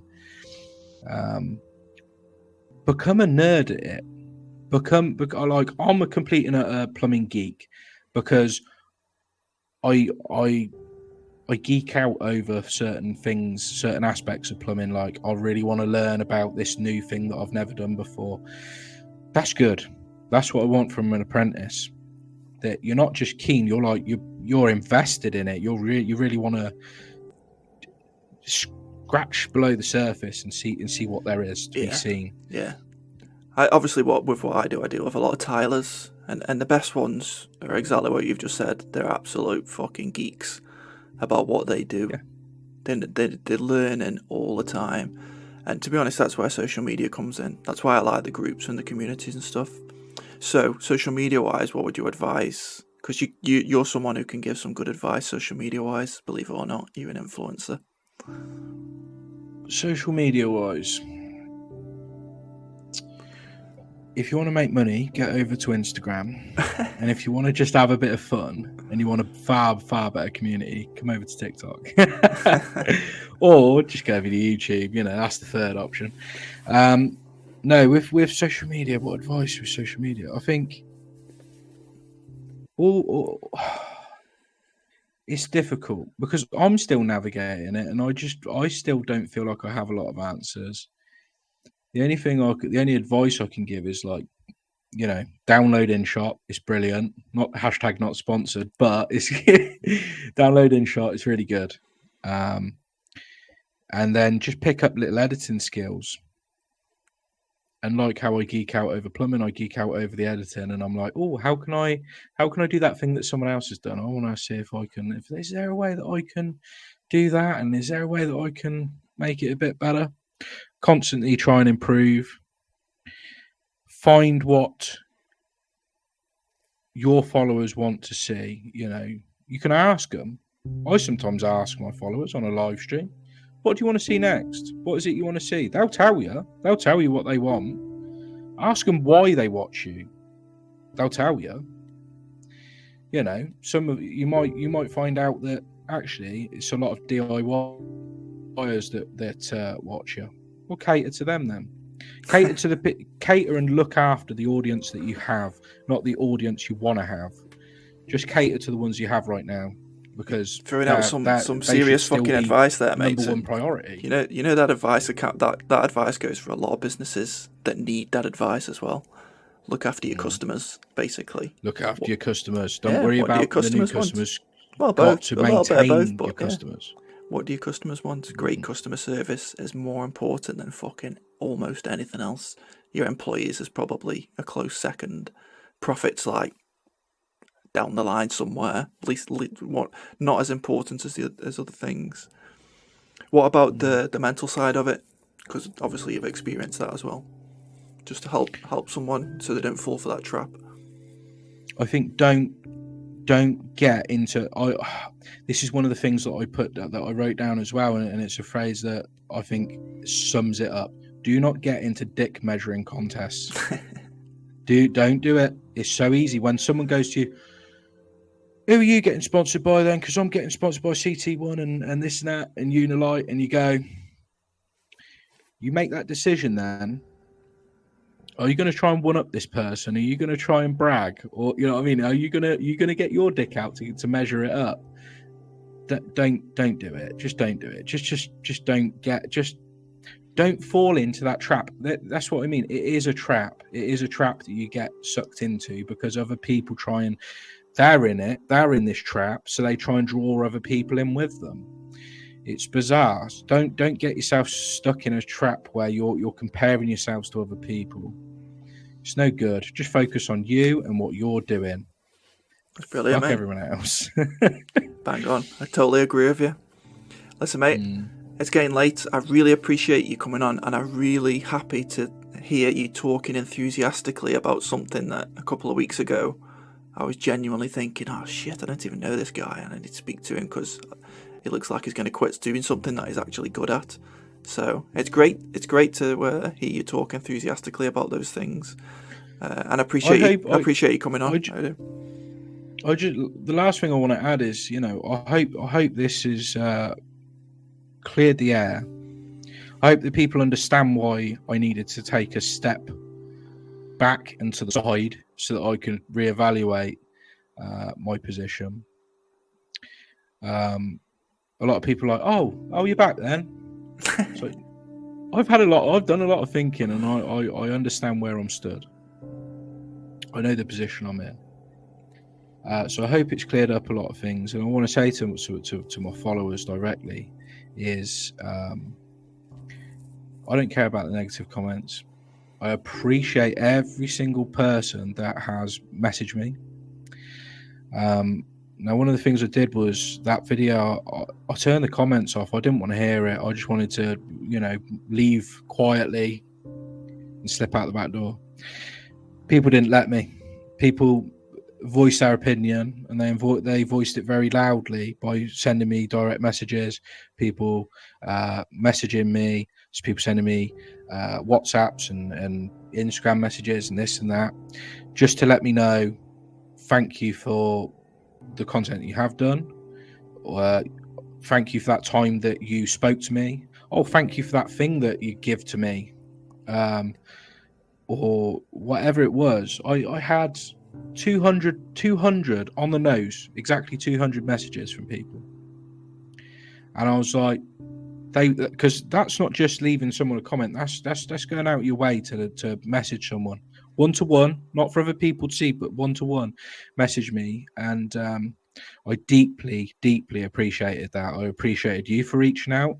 I appreciate Virtue Bathrooms for his words, and Primo.